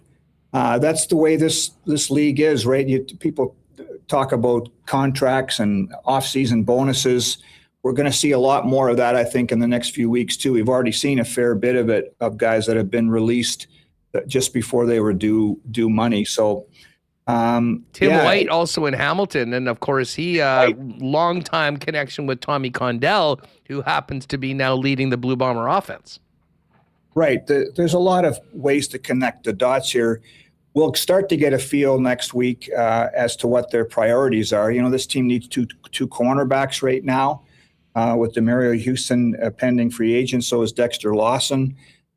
They've also been able to find corners over the years in through the U.S. scouting system rather than, you know, spend the money on free agency. So it's going to, like I keep saying, it's going to be very interesting. We'll start to get a better feel for what this team has prioritized and what it's going to look like in the next couple of weeks, because usually what happens in CFL free agency is that negotiating window opens up, and then 4 or 5 days into the actual market being open, everybody's gone crazy and signed who they wanted to sign, and then there might be a couple guys that you add down the road that don't have teams that come back to you on a cheaper deal. But I think by the mid-February, we're going to have a real good sense of what this team is going to look like in 2026.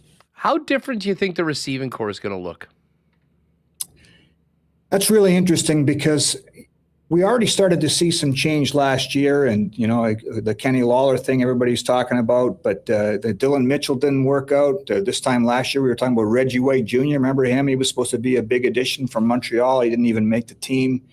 And at the end of the year, it was Joey Corcoran starting at Canadian receiver over Kevin Sclarcius. So, I'm not sure that Kevin Sclarcius can be promised a job when training camp starts. You've got Dembski, you've got Pokey Wilson, who's back. But after that, like I said, Carrick Wheatfall, Jarrett Stearns are pending free agents. So, and then to your point, it's going to be interesting to see what kind of influence, if any, the new offensive coordinator has, because Tommy Condell might evaluate players a lot differently than the people that were in the building here. And he's the guy that's going to be working with them every day. So, maybe he's got some guys that he wants to bring in that he's worked with previously around the league. You mentioned Tim White. He comes from Ottawa.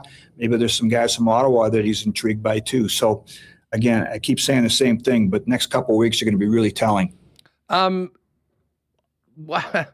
This is maybe a tough question to answer, but Dalton Schoen, I think the team loves him. I think the guys in the room love him. I think he was a really popular player amongst fans. He just hasn't been able to be on the field the last couple of years. What are the chances that we see Dalton Schoen come back? And if he does, is it one of those sort of incentive-laden contracts that maybe doesn't get what he has gotten in the past up front, but has the opportunity to earn it if he can be out there and play the majority of the season? That's an interesting one. You've got a few guys like that, including Terrell Bonds and Chris Streveler, who were hurt last year. I believe it was the Labor Day Classic. Yeah, it was the Labor Day Classic where Dalton Schoen hurt his knee again. So, even if you give a year to recover from an ACL injury, you're looking at Labor Day again of this year. That's 11 games into the season. So, I'm not sure what the chances are of him coming back. You mentioned sort of you could do an incentive-laden contract, but then you're only going to get a guy for half a season, if that, and there's a lot of risk involved there too. I think the world of the guy. I think, the last 2 years, I thought it was worth bringing him back, even with the risk. So the injury risk. It will be interesting to see what happens there, though, because when you do have holes in your roster, when you're 10-8 and trying to get better, where you have to be really careful about where you spend your money. And I know that receiver's a need for this team right now, at least on paper. But, do you hitch your wagon to a guy like that who's had some struggles? The other thing about Dalton Schoen is that he's got a football. He could be making a ton of money and doing whatever he wants to do. I know he still loves it. I'm sure he wants to keep playing, but I haven't talked to him, and I don't know where things stand on that. Eddie, as far as the quarterback situation, Zach Collaros is back as QB1 for at least this year. They've got the Bryce Perkins, who's been signed to come in. Still waiting for word on whether Elgar's part of the picture. I mean, just give us a little bit of a Cole's notes on what's there after Zach Collaros when it comes to the QB depth chart as we get ready for free agency. Yeah, Zach, Terry Wilson is no, he's signed. Then you've got Peyton Thorne, who played for Auburn for a bit in Michigan State. He's been signed in this offseason too. Perkins is an interesting one. You mentioned him. He was the MVP of the UFL.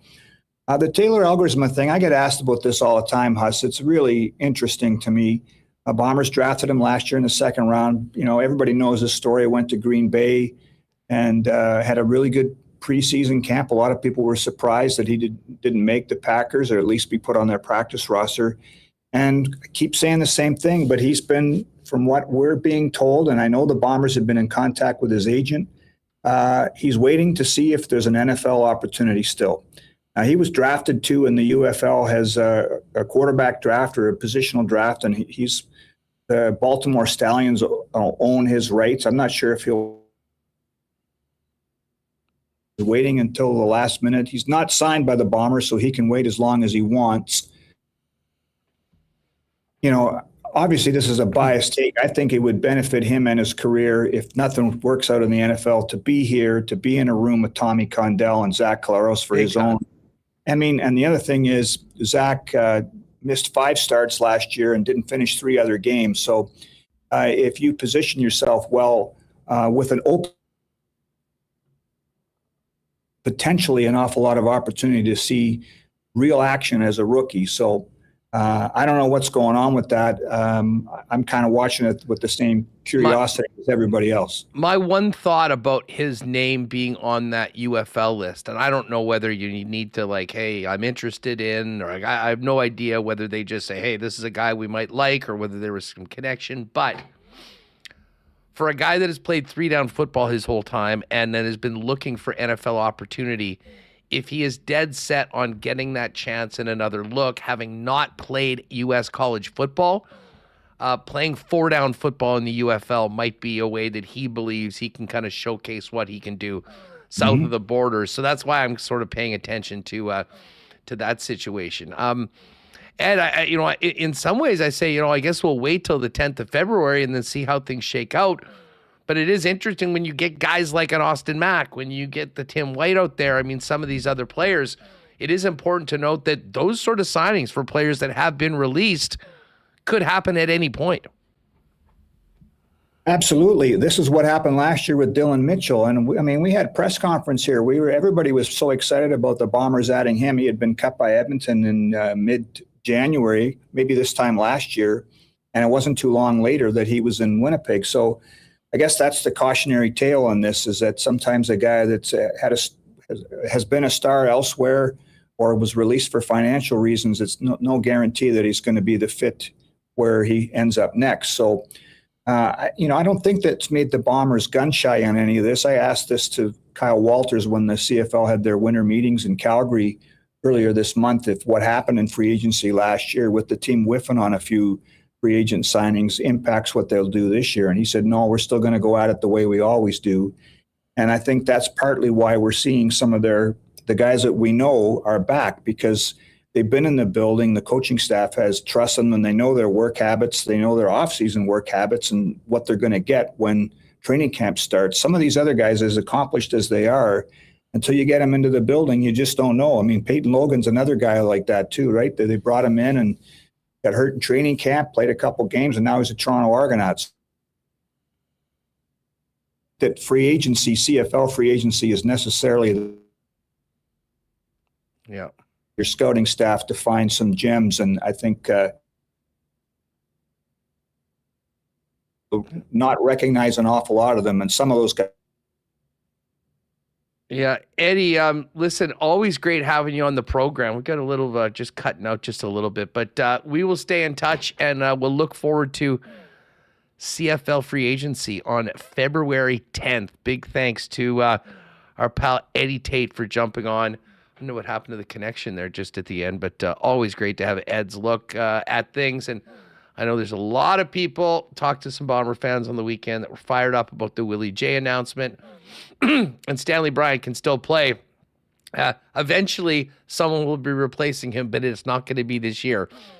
On the Winnipeg Blue Bomber, offensive line. All right, listen, let's get to the clean line lines today for the Winnipeg Jets. I know we went over them. This is not going to be a large surprise to any of you, but not a lot of change. Of course, our clean line lines brought to you by Clean Line Plumbing, Heating, and Electrical. Your one-stop shop with over 40 years of experience for the best in plumbing, heating, and electrical services for both residential and commercial needs with 24/7 emergency services. The number to call, 204-500-2001. Mark that one down. Don't forget it when you need it. Clean Line's there for you, much like the captain of the Winnipeg Jets is. They got your back 24/7. 365 at 204-500-2001. Check them out online at cleanline.ca. As reported by our own Connor Hrabchak a little earlier, the Clean Line lines are very similar. Connor, Scheifele, Iafallo. Although Velarde did join that line in the third period when they were trying to get something going. That didn't work. Velarde's back with Perfetti and Taves today. Lowry's in between Nino Niederreiter and Vlad Domestikov. And Morgan Barron is in between Cole Koepke and Tanner Pearson. Gus Nyquist, Danny Zhilkin, the extras right now. Morrissey DeMello, Samberg, Salomonsson, Stanley and Shen, the D pairings. And Isaac Phillips back with the club. He'll be the seventh defenseman on this road trip, along with Hellebuyck and Comrie. They're your Clean Line lines today for our friends at Clean Line Plumbing, the official plumbing service of your Winnipeg Jets.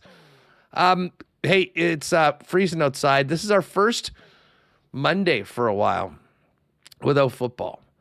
We had the national championship last week. Before that, we had the Super Wildcard weekend. So Mondays are back on with focusing on hockey. We'll get to that in the Cool Bet lines. But a great week to head out to Boston Pizza to follow the Jets on the road with road games in Jersey, in Tampa, and in Florida. No better place to get together with your gang to watch the Jets take part in those pick-a-player contests where you can win great BP prizes when the player you pick scores for the Winnipeg Jets. And bottom line, enjoy Ice Cold Schooners, world-famous BP wings, gourmet pizzas, and more at your local Boston Pizza for all games. Too cold to go out? Get it hot and fresh to your door by ordering online at bostonpizza.com. Our friends at Royal Sports are ready for the Olympic break and the upcoming Olympic Games. Olympic gear coming in by the day. If you want to represent Team Canada for all the events, great Canada stuff for the World Cup as well, I might add, just around the corner. But if you're a fan, whether it's the Winnipeg Jets or somebody else in the NHL, you got you covered there. NFL will have Super Bowl gear coming up as well very soon, either Seahawks or Patriots, which we'll be discussing. Blue Jays baseball season just around the corner, and obviously hockey, snowboarding, and so much more that makes winter great. It's all waiting for you at Royal Sports, the ultimate sports superstore in Winnipeg, family-owned for over 50 years. Get on down and see them, 750 Pembina Highway. You can also check them out and follow on Instagram at Royal Sports Winnipeg for the latest merchandise drops and sale information. All right, we're going to hear from Scott Arneal from today, and then Remo and Connor and I are going to break down what happened in the AFC and NFC championship games and look ahead to the Super Bowl matchup. First up, though, let's give a big cheers to our friends at Winnipeg's favorite local brewery, Little Brown Jug. You train day in and day out, learning new techniques, approaching new concepts, and living out the thrill of achieving your goals. Building a craft beer is no different. While you spend your hours on the ice, we spend ours here, brewing our trademark beer. Again, and again. Here's to pushing the status quo and challenging ourselves to build something memorable. 1919 by Little Brown Jug.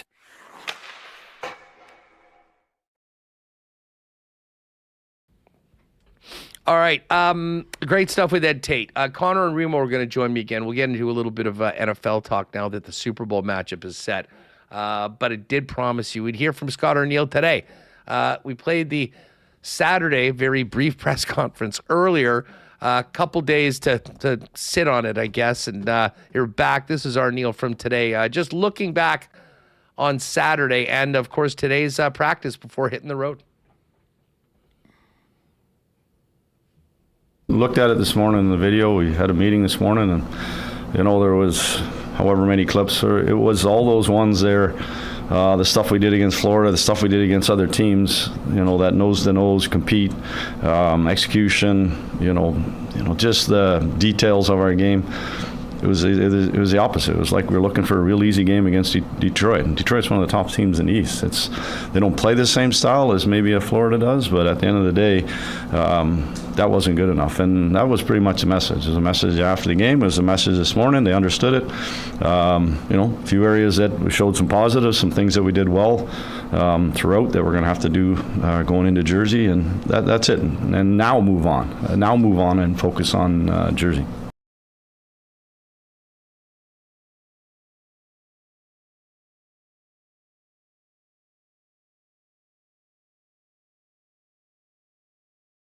I'm looking at us, obviously needing to win games. And, the thing about it is, it's so crazy, is that we play 5 games before the break and we don't play again until almost March. It's crazy. But, and then March is extremely crazy in the sense of the schedule and how many games we got to play. So, you know what? This isn't over until there's some kind of mark beside our team that says we're out of it, and we got to keep pushing. That's our job. That's our responsibility. And but at the end of the day, like you just mentioned, we moved off of that game. Now we got to focus on the next one. Not Tampa, not Florida, not Dallas, not Montreal. Let's focus on New Jersey Devils. All right, Scott Arneal, head coach of the Winnipeg Jets. The conversation did circle back to, his post-game reaction to Saturday's loss. Here's Arneal on just why he was so upset after the game against Detroit. Our first 2 periods weren't very good against Detroit. I know the score was 0-0, and then we obviously got up 1-0, but we didn't hit a soul. We were circling. We were, if we had odd man rushes or we had opportunities, we were taking the long way around to get to the net. In the offensive zone, we were playing on the outside, we were playing on the perimeter. There was a lot of things, and maybe I'm more critical, obviously, as I look at it. But those other games you mentioned, the Florida we got inside, the St. Louis we got there, we won our battles, and that's a big thing for me. It's those net front battles. It's those, the willingness to do those hard things, and that was more of the disappointment. Was that, they scored the goals. They got rewarded. Detroit, and they got rewarded in the third because we were doing it for the first 2 periods, and it just continued. And then they hadn't scored in those other opportunities that they got in periods 1 and 2. All right, a little bit more from Arnie on his message to the team. We can't take any nights off. That was more of the message. So we can't take any nights off. Shifts off, nights off. We're not in the luxury. We're not sitting 20 points ahead of the next playoff team. We're, it's a grind right now, and every point matters. And that was the other one that we could have, obviously know that this trip is going to be a tough trip. Finishing our long stand at home, was it 9 of 11 games at home, finishing it with a win against Detroit would have been a big boost for us heading out on the road. And that was just, to me, that was a game there that we let slip. And it's no disrespect to Todd and the Detroit Red Wings. I didn't think they were at their best. And it was a game that we should have taken control of and won that hockey game. And you know what, we let them hang around, and then all of a sudden, third period, they capitalized on our mistakes. Now, the final question, listen, obviously, coaches occasionally will get out, they're pissed off, they blow a bit of a gasket, but are the players finding that out through the media, or has that already been relayed to them directly by the head coach? Arnie was just asked about addressing the players before he goes out and does his media. Coming in here without talking to them first. Yeah, because we know what can happen when it doesn't work that way, right? We've seen that a couple of years ago with Rick. And I'm not going down that road. I'm not going down that road. No comparison. No, I'm not going down that road. I just like to make sure that they know what I'm talking about, so nobody's gets confused on what the message is. Yeah, you expect that to immediately show as a reaction tomorrow night, I guess? Well, I've done it before. Maybe I haven't come in here with the media part of it. I mean, that's all part of coaching, right? You can't do it every night. You can't do it all the time, and it has to be, when it's warranted too. And so I don't think, you probably talk to players, I don't think the players were caught off guard by it. And they're pretty sure they recognize, I'm pretty sure they recognized that we let one slip. And so like I say though, it's move off of it now. We've done our homework on it. Now it's all about the Devils. All right, there's Scott Arneal. And just here's a little bit of Hellebuyck. We haven't heard a lot from Connor as of late. He was asked about how he feels with his game heading closer to the Olympic Games. I do. I think, very, very confident with the way I've been playing, and I've been making some good tweaks and just like typical season stuff, just building the game, making it stronger as the season goes along, and, learning from little mistakes. But for the most part, I feel like I've seen the puck really well. My confidence has been high, and I've been playing my game. One more from Hellebuyck. He was asked just, his take on, this season and the lack of results that his team's had so far. Well, there's only so much I can control. I know it's easy just to say you got to stop less and then you win more games, but that's not necessarily the case. Sometimes overtime kills your stats, and little moments in a game where your team ends up losing while you give up an extra goal comparative to the league. So kind of got to put the stats behind me and just make every save that I possibly can and make sure I'm not making any big glaring mistakes and costing us games. Coming off of an injury, how would you describe that process and trying to get your game to where you want it to be based on sitting out the 3 weeks you sat out?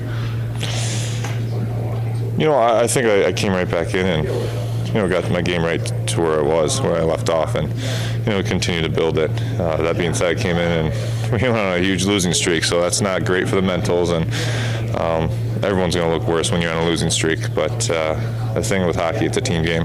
We do it all together. We get out of the streak together, and we build winning streaks together, and no one man is going to steal the show.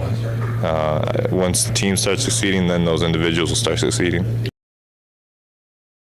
All right, so there's Connor Hrabchak wrapping up the media availability for the Jets after practice today. On the road this afternoon out to Jersey.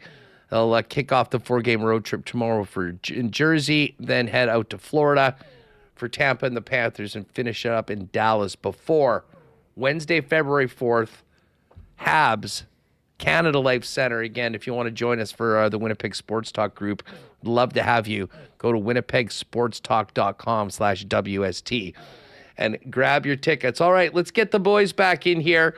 And we kind of dove into the Jets right off the bat, but two very interesting and two very different football games yesterday, guys. The AFC Championship game, such a far cry. Now, listen, obviously I have my Chiefs Mahomes bias, but we've pretty much been guaranteed to get great games with Kansas City in it for the last number of years. Wondering how things were going to look this year with such a wide open field. Well, I don't know. It's maybe a little be careful of what you wish for. The Broncos with a backup quarterback, the Patriots going at it in Denver. And Reem, this was a bizarre game for multiple reasons. But I think what everyone will remember the most is just how crazy the weather got in the second half. Those time-lapse photos that they had from the third quarter to the start of the fourth quarter to 5 minutes left in the game were unlike almost anything that I've seen. Like, I know the big storm was out on the east where New England was getting it. It was almost as if they decided, oh, hold on a second, we can't forget about Denver. And it just snowed like crazy. And for a team that was already really offensively challenged, that spelled disaster for the Denver Broncos. Yeah, I mean, you watch that game, they couldn't really do anything at all. A lot of run plays. You had the deep throw at the beginning, but moving the ball very tough. New England just trying to run it into the line or keeping it simple, like with the Drake May rollout, because you couldn't throw. You couldn't really see. When they talk about the wind being a factor, and Denver tried to kick a field goal to tie, but how can you kick in that weather? How could you do anything? It was really... and it was a tight game, so you were kind of going down to the wire, so you had to watch. You couldn't look away. But it was 10-7. It was really sloppy. Not a lot of extended drives. It was just a bad game, but it was close, so you couldn't turn it off. So credit to New England to getting back to the Super Bowl with Drake May on maybe the easiest path you'll ever see a team get there. I mean, 10 points. I mean, a bunch of turnovers. The quarterbacks that they went up against all year, just an unbelievable list. It's similar to like the Browns. Like you could make a jersey like the Browns with all the Browns starting QBs and the quality that they played. But hey, they had to get there. Credit to Mike Vrabel. Came in his first year. He knew it was a bad move when Tennessee let him go, that he was still a good head coach. But that AFC game will be remembered as one of them for a long time. Yeah, one of the games of all time, Connor. Yeah, 100%. The weather was nuts, like you mentioned, Huss. I mean, that I kind of looked away from the game. I mean, how could you not look away maybe for a little bit if you had something to do on Sunday? But coming back to it in the fourth quarter, I was like, wow, this storm must have come out of nowhere. And yeah, I mean, I think the Patriots defense has kind of gone under the radar here throughout this run. But again, Jarrett Stidham was the quarterback the Broncos were running in this game. And I think we all might have thought after that first drive where Jarrett Stidham went right down the field and went up 7-0 for the Broncos, I thought maybe, maybe this will be a little bit of a game and the Patriots might have to open it up and maybe Stidham won't be as bad as we thought. Well, that turned out not to be the case as the Patriots defense shut him down the rest of the way. Drake May did what he had to, which was, only score 10 points and then pick up a big key third down late in the fourth quarter with the scramble. He can use his legs. He's good at that. The Patriots, look, they can only play the teams on their schedule. Did they get some lucky breaks? Absolutely. But they still had to win the games and they won all of them heading to the Super Bowl here. It's one of the most, maybe the most hilarious path to the Super Bowl when you combine the schedule, which by the way, that game would have been in New England had the Patriots not lost at home to the Raiders at the beginning of the season. They started off 0-1 with a loss to Geno Smith and the Raiders at home. And then, to their credit, beat the guys on the schedule. And listen, it just broke their way. But I will say this. Some of that is the scheduling. They got the biggest break maybe of the playoffs yesterday that to me determined the game. And it was Sean Payton deciding to go for it on 4th and 1 from about the 21-yard line early in the game on the possession after they'd scored. Now, I know that Payton is a very aggressive head coach, and we've seen more and more of this. I mean, the Rams and the Seahawks are a perfect example. But what are the Patriots great at? And what were they always great throughout their dynasty under Bill Belichick? Situational awareness. And to me, that game yesterday, the Patriots had 12 yards combined on their first 4 drives of the game. To not give your backup quarterback the extra score and a 10-0, a double-digit lead, I thought was total negligence. And then the play that was called on the 4th and 1, putting it in Stidham's hands to throw the football as opposed to running it, I thought was negligence. Now listen, McVay's got a huge ego. He's one of these guys that always thinks he's the smartest guy in the room. Connor, I don't know about you, but I thought that blew up in his face. Shortly afterwards, the one mistake New England needed to get back into the game, they got. I mean, their touchdown drive was 11 yards. They managed to just put up one field goal and win the game the rest of the way. And I mean, I know numbers guys and analytics will say, well, the numbers say go for it more often than not. Not every situation is created equal, especially when your defense is dominating the football game and you've got a guy playing quarterback in the AFC Championship that hasn't played or thrown a pass in 2 years. For sure. And look, you brought up how it's situational too. Like the analytics could absolutely say go for it there, but it's not the be all end all. If it says go for it, it's going to be a tight game. You know that maybe the weather's coming a little bit later. Like you just got to use it as a bit of a tool to say, okay, this says we should go for it, but I think this is going to be a really big defensive battle. Maybe we don't go for it here and don't make the key mistake in a game like that. So I'm with you on that. It absolutely blew up in their face. And look, again, credit to the Patriots. It was going to be a low scoring game with Jarrett Stidham and both of these defenses.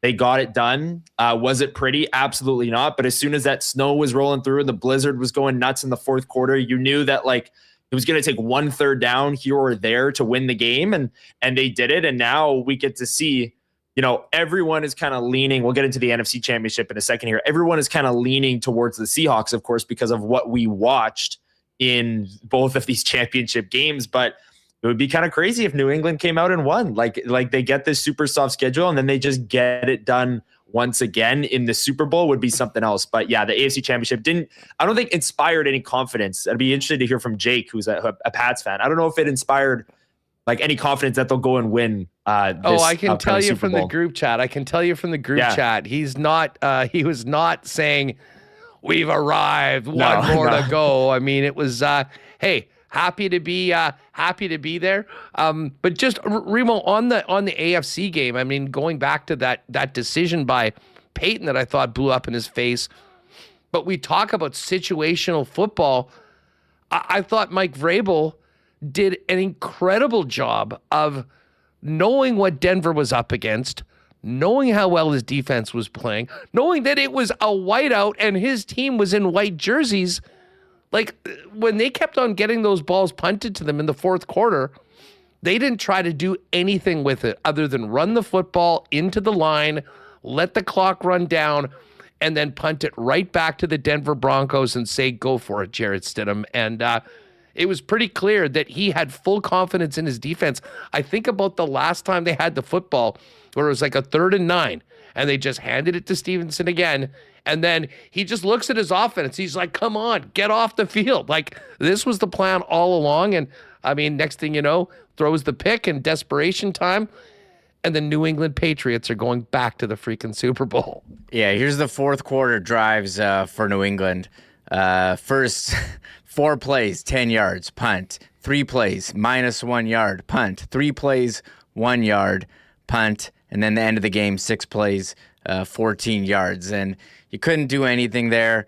They knew they were up against a backup QB. And I think you look at New England scoring 10 points and think, oh, you know, this team is so cooked going up against Seattle's top defense. Drake May can't move the ball. I mean, you look at the conditions of this game. It was not playable. Like, they're digitally putting in the yard lines on the field so you can see what the heck's going on. So I think we're going to see a different game. Drake May has shown he can make big throws all year. I think New England said, okay, we're going to do what we need to do to win this game. And, you know, they have a smart OC and Josh McDaniels, Mike Vrabel. You know, he's won Super Bowls, you know, playing for the Patriots. Now has an opportunity to become the first person to win a Super Bowl with the same team as player and coach. You know, he's been a part of very complicated defenses as well. And it's still Sam Darnold. I know he proved a lot there in the NFC Championship. We'll see what they dial up for him in the Super Bowl. But again, I don't know if we can say it's still Sam Darnold anymore. I mean, we can. Yeah, I'm gonna say, look, you saw what they did to Justin Herbert. I know his O-line has been crushed. I know Seattle's got a pretty good head coach there as well. But I don't care. I think they got a pretty good defense there in New England, and they got 2 weeks to prepare now. They'll come up with a good game plan, I'm sure. We'll get to the early line in the Super Bowl and the Cool Bet promo that you're going to want to know about if you're a cool better coming up in a minute. But Connor, let me ask you about the NFC Championship game, and you know, you being a card-carrying Niners lifer. I was thinking about you during the game, and as excited as I was, because these are two incredible teams going at it. I was thinking about you watching the game, and I'm like, this is the way I would feel if the Broncos and the Raiders were playing in the AFC Championship. Like that. I mean, we knew it was going to be good, but from your perspective, you know, never mind, no skin in the game. Probably can't stand either team.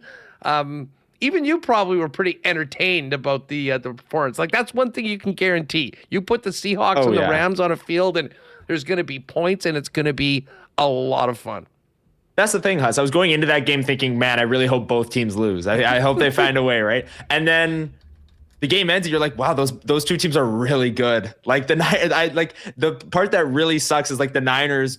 Even loading up for next year, it's like they're going to have to surpass one of those two teams that just put on like a classic in the NFC title game. Like, they got blown out by Seattle, of course. So it feels like they're far away from these two teams. And then for that to be a tight game, like it just snowballed a little bit for me. But yeah, as a NFC West guy and as someone who has, you know, been doubting Sam Darnold the whole time, you know, just waiting for the big game Sam Darnold to show up. he was awesome yesterday. And so was Matt Stafford. I mean, Sam Darnold, 346 yards, 3 touchdowns. Stafford, 374 yards and 3 touchdowns. JSN versus Puka Nacua. Like, JSN had 10 for 153 and a touchdown. Nacua 9 for 165 and a touchdown. Like, this was just awesome. And for the Niners to not be able to move the ball against the Seahawks the week before, I was kind of astonished at how well the Rams could move the ball against that Seahawks defense, because we know that they're so good.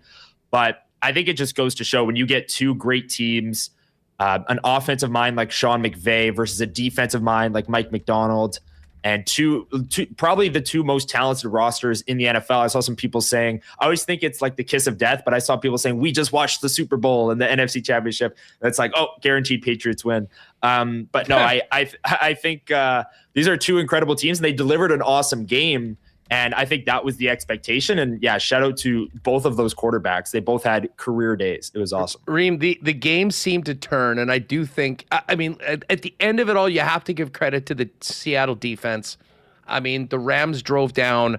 They had 4 chances to get into the end zone, and they weren't able to do that. And that, I mean, if they score there, we're maybe talking about a Rams-Patriots Super Bowl. But there was 2 plays in the game. I mean, the one that was the most damaging, and McVay talked about it afterwards. I mean, the guy falling down, Smith falling down on the punt return after they come out in the second half, force them to punt, and then immediately give it over to them on the whatever yard line, and it's a touchdown the next play. That would have killed a lot of weaker teams. And then I'm not sure. You could probably watch playoff football for 50 years, and I'm not sure you would find a stupider penalty than the one that Woolen took for the Seahawks after they had gotten the Rams offense off the field, and he thought that would be a great way to walk over to the Rams sideline and do the John Cena, you can't see me, and tell everybody they suck right in front of the ref and get a 15-yard taunting penalty, to which the Rams put it in the end zone on the next play. That was so unforgivable, kind of shocking, to be honest, from a team that's as well coached as Seattle is. But, man, that special teams play on the Rams, it just ended up being a little bit too much to overcome, along with the excellence of that Seattle defense. Yeah, you know, Seattle defense has been pretty good all year, but, you know, you're falling back, trying to catch a punt. You can just let it go. You don't have to try to catch it there, and that was the difference in the game. Seattle did try to give it back with the taunting penalty, and, you know, normally I'm like, taunting, why are you calling this? It's, you know, pretty dumb penalty. You could argue you could call it every game, like when the defense catches interception and every single player runs into the end zone and flexes. Is that not taunting? It seems to be an allowed thing, but the rules do make it pretty clear that taunting is in your opponent's face. And there is no reason to go. Like, I think it's a really dumb penalty, but there's no reason to go up to the other team's bench and start like doing the John Cena, you can't see me. Like, you don't need to do that. Just go off the field. It's not necessary. So, you know, normally I hate taunting. I think it is really dumb, but that's what it says in the rules. And I think they kind of warned him, saying, hey man, like, you're gonna get a penalty. It went on for a while. And some people just can't help themselves. And it was 3rd and 12. They stopped him. He could have got off the field, but you got to go tell him that you did stop him. And he dropped a potential interception too. I don't know why he was so taunting there. Like, I don't know. I've never played pro sports like that, so maybe I would be a guy who goes and taunts, but that was never really my style, Huss. You would be a big cocky SOB I would just do my job and get off. Then I would no sell. That's what the Patriots do. Do your job, right? Yeah. This is do your job 2.0 under Mike Vrabel. Hey, you know what? It's a really interesting matchup. As I said last week, regardless of how things ended up, I would be on the NFC side of the Super Bowl. But credit to New England for getting it done. And listen, the Sammy Dart story is just so cool. When you think about the games that he's had this year, like in the big games, like the first Rams game, he threw 4 picks. They almost still won that football game. The game against the Rams, he was well, you know, he had a couple hiccups, and then something happened in the midway through the third quarter, and he was nails throughout it. touchdown in overtime, 2-point convert, and then obviously finished the job against the Niners with the, twice actually. So now you look at a matchup that has, this two really, really good defenses, and two, I guess, technically unproven playoff quarterbacks. One, a guy in his second year that has been lights out and will be a finalist for MVP, could potentially win it. And then a guy that's just been sort of written off so many times that now has a chance to become a Super Bowl QB. And, like the fact that Sam Darnold is getting to a Super Bowl, this is probably going to burn a lot of people, but like before Josh Allen, before Lamar Jackson, I mean, there's a lot of big-time QBs on good teams. They're not playing. Sammy Darts is. And of course, they are the favorite. We'll get to the Coolbet lines right now. Remo, I don't know if you have that graphic, but I know Jake sent it over a little earlier. We got an awesome promo for WSTers from Pat, Jake, and the Coolbet guys. Now, many of you have played a Coolbet before, and when you did, I'm sure you used the promo code WST for a 100% bonus on your first deposit up to $200. If you haven't played a Coolbet before, you can certainly use that, and you'll be good to go for the Super Bowl, for our poker tourneys, and more. But we've got the WST Big Game Bonus.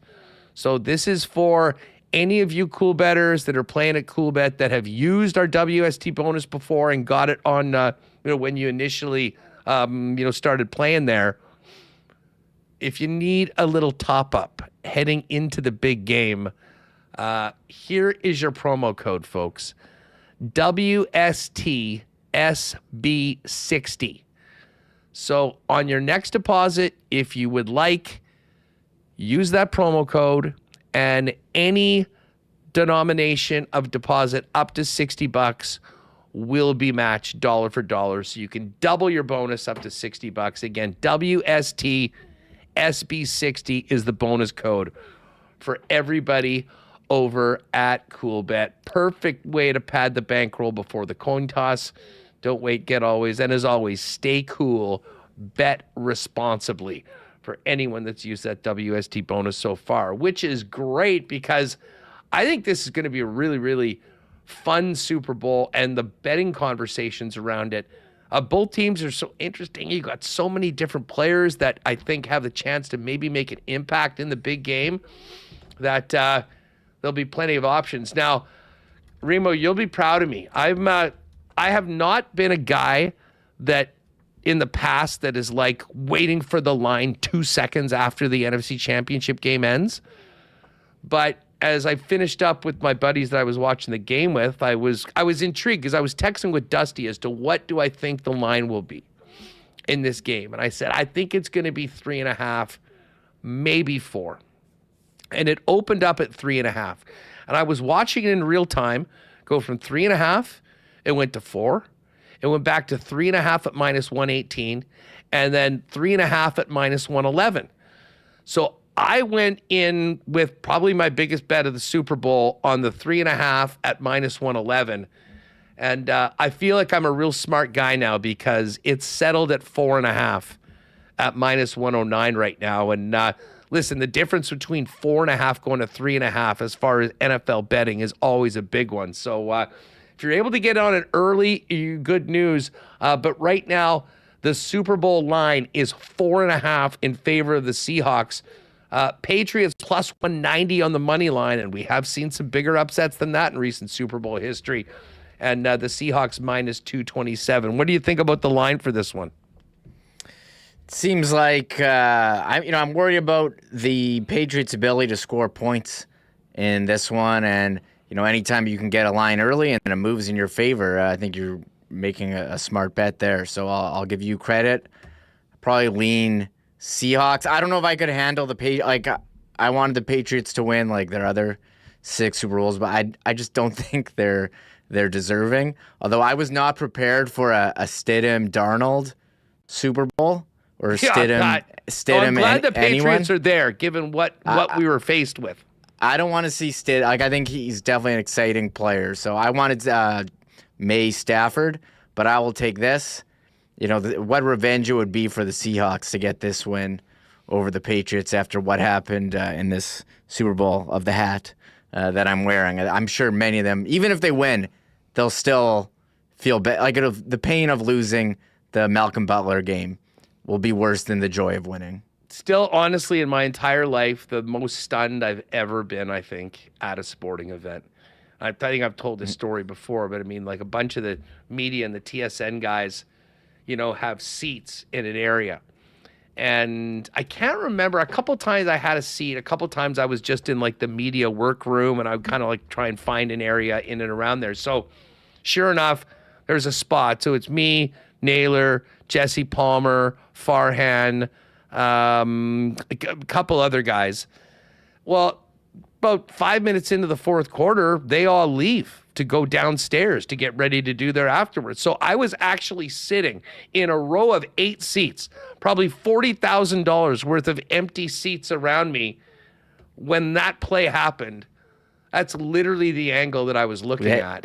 Naylor tweeted that picture out. Yeah, okay. So I was in the seat beside him, and we were looking around for anybody else, but it was still the most stunning result.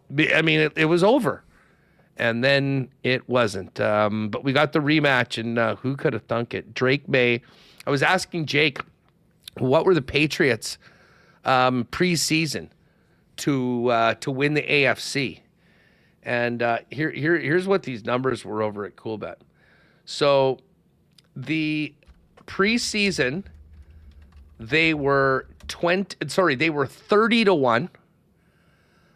They dropped a 15-1 after week 7, plus 575 after week 12, and plus 400 going into the playoffs.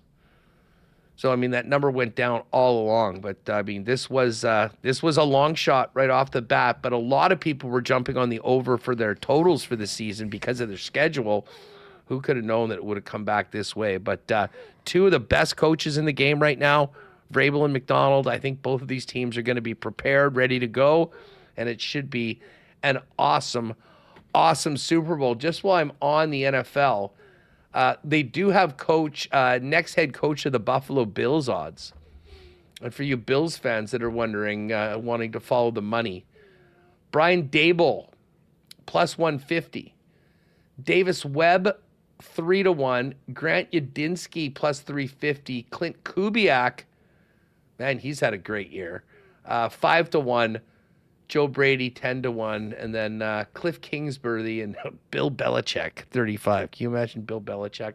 That is all there right now. Here's what we got in the NHL tonight. Bruins are in New York to take on the Rangers. Boston minus 122, Rangers plus 103. Worst team in the NHL at home is New York. Islanders are playing Flyers. I think Patrick Waugh benched his whole top line for the third period in that loss to Buffalo on the weekend, on Saturday. Islanders even money. Philly is minus 118. We've got Utah Mammoth in Tampa. Tampa's minus 159. And then the Ducks in Edmonton. That's the prime game tonight. Ducks, what a weird team, man. Lose 9 in a row, win 7 in a row. They're basically doing what the Jets had to do coming out of their 11 game losing streak. That's a prime game, 7:30 our time, 6:30 in Edmonton. I'm going to, I think we were talking about this. I'm going to ride with the Bruins, Islanders, and Lightning tonight. You want to put that in. It's just under 5-1 over at CoolBet. Other things going on right now. We've got Scotties tonight. Ooh, 6 o'clock. All Manitoba matchup. Carrie Anerson versus Caitlin Laws. That one I'm sure will be the feature game. Canada, Anerson minus 185. Laws plus 138. The draw 9 specials. Oh, they've got an over-under on total points. 55.5. That's sort of fun. Futures right now. The winner of it is, this is to qualify from pool play, Canada minus $1 million, and then pluses on everyone else. Caitlin Law is even money right now to be the Group A winner. That would be dependent on this game tonight. And Canada minus 167. Lots of cool stuff throughout it. They still have pool wins up for a bunch of the provinces. So if you wanted to see a little bit of how that's working, it's all up there. We got Aussie Open, men and women tonight. Alcaraz versus de Minaur, Djokovic versus Musetti. Djokovic and Alcaraz, obviously the big favorites there. And on the women's side, Sabalenka, who took care of our Canadian Vicky Mboko in the last round, going up against Jovic. We got Coco Gauff and Eva Svitolina. Jessie Pegula against Anisimova. And Rybakina versus Iga Swiatek. So some of the top players are all left on the women's side. And I think we've even got a TGL game tonight. Boston Common versus the Bay in TGL. I have to admit, love TGL. When it's on television, I see it. I often will watch it. But again, Super Bowl is here, folks. For any of you that are cool bettors, maybe you haven't played for a little bit, we've got you covered. The Super Bowl reload bonus, up to $60 will double your next deposit. WST SB60 can only be used once. So if you do it this week and you go through it, you can't use it again. So as I say, if you want to really kind of dive in or double your bet for the Super Bowl, use it and then lock it down on either the Seahawks or the Patriots. And next week, we'll really dive into the gajillion prop bets available for the big game. This is going to be, guys, I'm Mondays without football. It's just one of those things. I guess we'll have to get into these hockey games tonight. Tough act to follow, though, after the national championship game last week, the playoffs the week before. Or now this is a sign of things to come after 2 weeks, and we have no football games to look forward to until the Bombers and the rest of the CFL get going in June. Yeah, Huss, I kind of view the divisional round, the conference championship round as the end of the NFL season. Like the Super Bowl is such a different, it's 2 weeks away. It's a different thing. It's a halftime show, commercials, it's a whole spectacle. I like, there's no kicking back on Sunday and watching a full slate of games anymore. Like that is the NFL season to me. So yeah, we're locked into hockey now. It's hockey season. The Olympics right around the corner. Got a question on Twitter about where I got this hat, Royal Sports, sharp Christmas gift. Still, I will be absolutely wearing it a ton over the next month. I will predict. So yeah, NFL season, 1 game left, hockey season picking up, Olympics right around the corner. Really looking forward to it and looking forward to Mike's coverage out at the Olympics as well. Yeah, that'll be them on the that'll show be awesome too. That's going to be a heck of a lot of fun, and hopefully that timing will work out to get Mike on a little bit more. Remo, what do you have cooking tonight? Folding my laundry, probably watching whatever these games are on. I think this is a perfect day to fold laundry and watch the hockey. So we do have Ducks, Oilers, I guess, Mammoth, Lightning. No late games tonight. So, yeah, it's going to be questionable. There's one game, I guess Seabus had to cancel postpone their game tonight. Weather. Against Columbus the LA canceled. Kings. I think Columbus got like 15, 16 inches of snow, and they're not used to dealing with that. There was some wild weather stuff. Part of the reason why I'm doing the show today and not in the air on the way to Costa Rica. But you guys, I know, will do a great job. I'm going to be back on Wednesday now, just pushing everything back. But I will see everyone there for the WST night. I'll be back on the show on Wednesday, and we'll be in the stands with all of you who get your seats, winnipegjets.com/WST. Really looking forward to that game, too. Usually, I'm as a Habs hater, they always come in with a lot of fans. It's a pretty exciting team. Like, I am looking forward to seeing them, and the Barn's always got a lot of juice. Let's just hope that the Jets have a little more juice than they did on Saturday night when they drove their coach to a 53-second presser, and then more questions today. Hey, speaking about that, we didn't touch on this, but I was expecting a big, a salute for Mason Appleton. He spent a lot of time here We've seen a number of video tributes in the past. Like, I didn't need a video tribute, but I thought he would for sure get an acknowledgement during a TV timeout. I was very surprised that he didn't get that. I don't know if they had so many promos because it was, great pregame ceremony for Wasack night, and you see those incredible jerseys. But it was you told me it was just a mention during a break and play, and they showed him on the Jumbotron. He spent a lot of time here. I thought, yeah, I don't want to call games. I don't want to call anyone. I feel bad, but I thought, I thought he was worthy of at least a mention. And other people are saying, well, he already used up his. You got one video tribute, one welcome back, and he already used it up when he came back with Seattle. So I don't know. I don't know the rules of a video tribute. Yeah. These are the hot topics, the rules of a video tribute. I will say, like he spent more time here the second time around. That's the and they won the President's Trophy last year. Like, I think his contributions were greater this time around as well. And it was just on that note, it was the first whistle of the game. Appleton was on the bench just drinking water, and the scoreboard just said, "Welcome back, Mason Appleton." And then they dropped the puck and moved on. And no fan really clapped because no one knew it was happening. Appleton didn't even know he was just drinking water.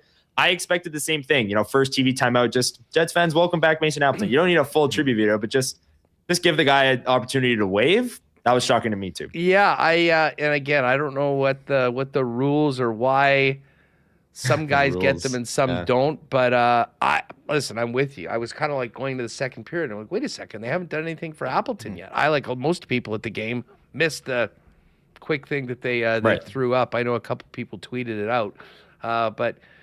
I mean, maybe they just didn't want to do it because it might have ended with that picture of the open net in Game 6 last year in the playoffs. Hey, I'm looking at the numbers. Hey, Mason Appleton, he's 5 goals this year. That's more than Cole Perfetti has on the second line. So he's having an okay season there. Yeah, those guys both need to step it up if they want to get to stand territory. But at least they just showed him. He didn't have a reaction. They show what William Nylander.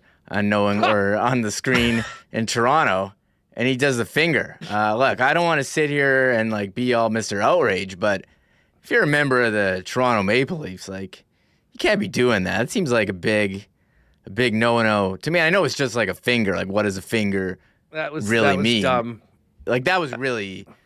You can't do that. Unnecessary. What's. No. What are you speaking of Toronto, we have to touch on this before we go. Can you believe Craig Berube right now? That's absurd. This is it's the craziest looking cut, black eyes. I mean, and for a guy that threw down in the NHL fighting guys for 15 years, something like that. I mean, this is graphic. That thing, I know he said that this was a gym accident. Like, what, did someone club him over the head with one of the plates from the barbells? It's the craziest injury for a coach I've ever seen in my life. I'm surprised he's not wearing a hat right now on the bench, to be frank. Can I flash? This is really graphic. Have you seen this recent picture? Be careful, everyone. I'm showing this for 5 seconds. Turn away. Okay, ready? Hold on. I'm going to make it bigger so you can really... look at this gash. This is... Okay, ready? 3, 2, 1. Oh, my God. Man. What happened in the gym? What? Yeah, that's like a full U on his head. It looks like he had a flap of skin there. What is... Yeah. That's scary. And I was listening to 32 Thoughts, and Elliot Friedman's he's saying he shouldn't even do press conferences right now because it's so hard to look at. That's just jarring. You're like, oh, hi, Craig. What did you think about your team? I forgot what I was going to say. Oh my God, I'm scared. That is, I don't even know what could happen. Bruce, it's like he dropped a 45-pound plate on his head. Yeah. And I'm assuming he got evaluated for a concussion and stuff. Is he concussed? How could you not be with something like that? How many staples does he have in his head? Oh, the number was out there. I didn't see though. 30 but he has or something that. Yeah, 25 or 30. Yeah. Absolutely bizarre. By the way, Earl James, thanks for becoming a supporter of the channel. Appreciate you. Yeah, that's crazy. That 50 stitches, is that what the Star is saying? I can see it. I mean, how does that even happen? That's why I don't go to the gym. Yeah, you don't want to end up like that. Too afraid of all the equipment. Yeah, too afraid. Just like, that's why you need a Bowflex. I just go like on that. I'll just go on no plates. Just resistance training.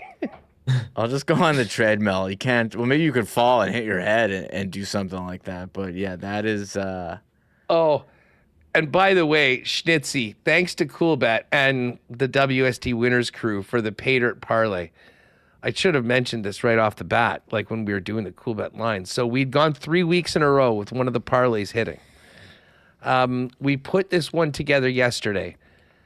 Jake had Dre May rushing yards. That one was what was good to go. I had Matt Stafford over 1.5 passing touchdowns. That one hit. And we needed Puka Nacua over 7.5 receptions. And it looked like we were going to die with him at 7. And then they got the ball back with 26 seconds left. And on the final play, hit Puka for the catch that cashed the ticket. So on a 4-week run for those Coolbet boosted parlays. Shout out to Zach and anyone that rode with us. And got a little bit of extra scratch for the Super Bowl. But as I say, if you do need to top it up, WST SB60, use that promo code anytime before the Super Bowl for a 100% bonus on any deposit up to and including $60. I know Jake's going to be on the show tomorrow with the fellas, and Pat will be on Thursday. And Connor and Remo will do a great job holding it down while I am away. Hammer will join you guys tomorrow before he gets on the plane. And then at some point later on this week, through 2 crazy days of travel, we'll definitely be able to fire back a few things on socials and maybe for the show. But you guys, thanks again, Connor. Have a great week, and better late than never for getting to Costa Rica and starting the festivities. Wish us all luck, and I will see you guys back on February 4th. Yeah, Huss. Jeff Hamilton was actually in the press box for the game on Saturday, so I was catching up with him. He is fired up for Costa Rica. So hope you guys have a great time. Enjoy the warm weather. We're all going to be jealous back here in Winnipeg. Yeah, well, hopefully we can make something happen in this tourney. I know Hammer's just been living, like eating, sleeping, poker, audiobooks, and things like that. He's telling me about the audiobooks. I was like, man, that's kind of absurd, but I respect it. All sorts of strategies ready to go. But it would be cool if one of us can, at least get to the weekend, get past through the first stage. We'll certainly let everyone know how it's going, of course, on socials. You can follow me at Hustlerama on Instagram and X, and we'll be throwing some stuff out on that. All right, we got to get the pot up. A great Monday show. The one good thing about being delayed was that I got a chance to hang out with the boys before they took over for the next week and a day or so, especially on such a packed Monday coming out of the weekend with the Jets and the AFC and NFC championship games. Huge thanks to all our sponsors. Special thanks to Remo and Connor. They'll take you through the rest of the week and into next week when I return. Folks, stay warm. Have a great night, and make sure to join Remo and Connor tomorrow at 1 p.m. for the latest on the Jets as they hit the road. Game day edition before Jets in Jersey tomorrow. Right here, 1 o'clock, Winnipeg Sports Talk. Have a great one. Oh, my God! Oh! Shut it down! Let's go home! Thanks for tuning in to Winnipeg Sports Talk Daily. Make sure to subscribe on YouTube and your favorite podcast feed at winnipegsportstalk.com.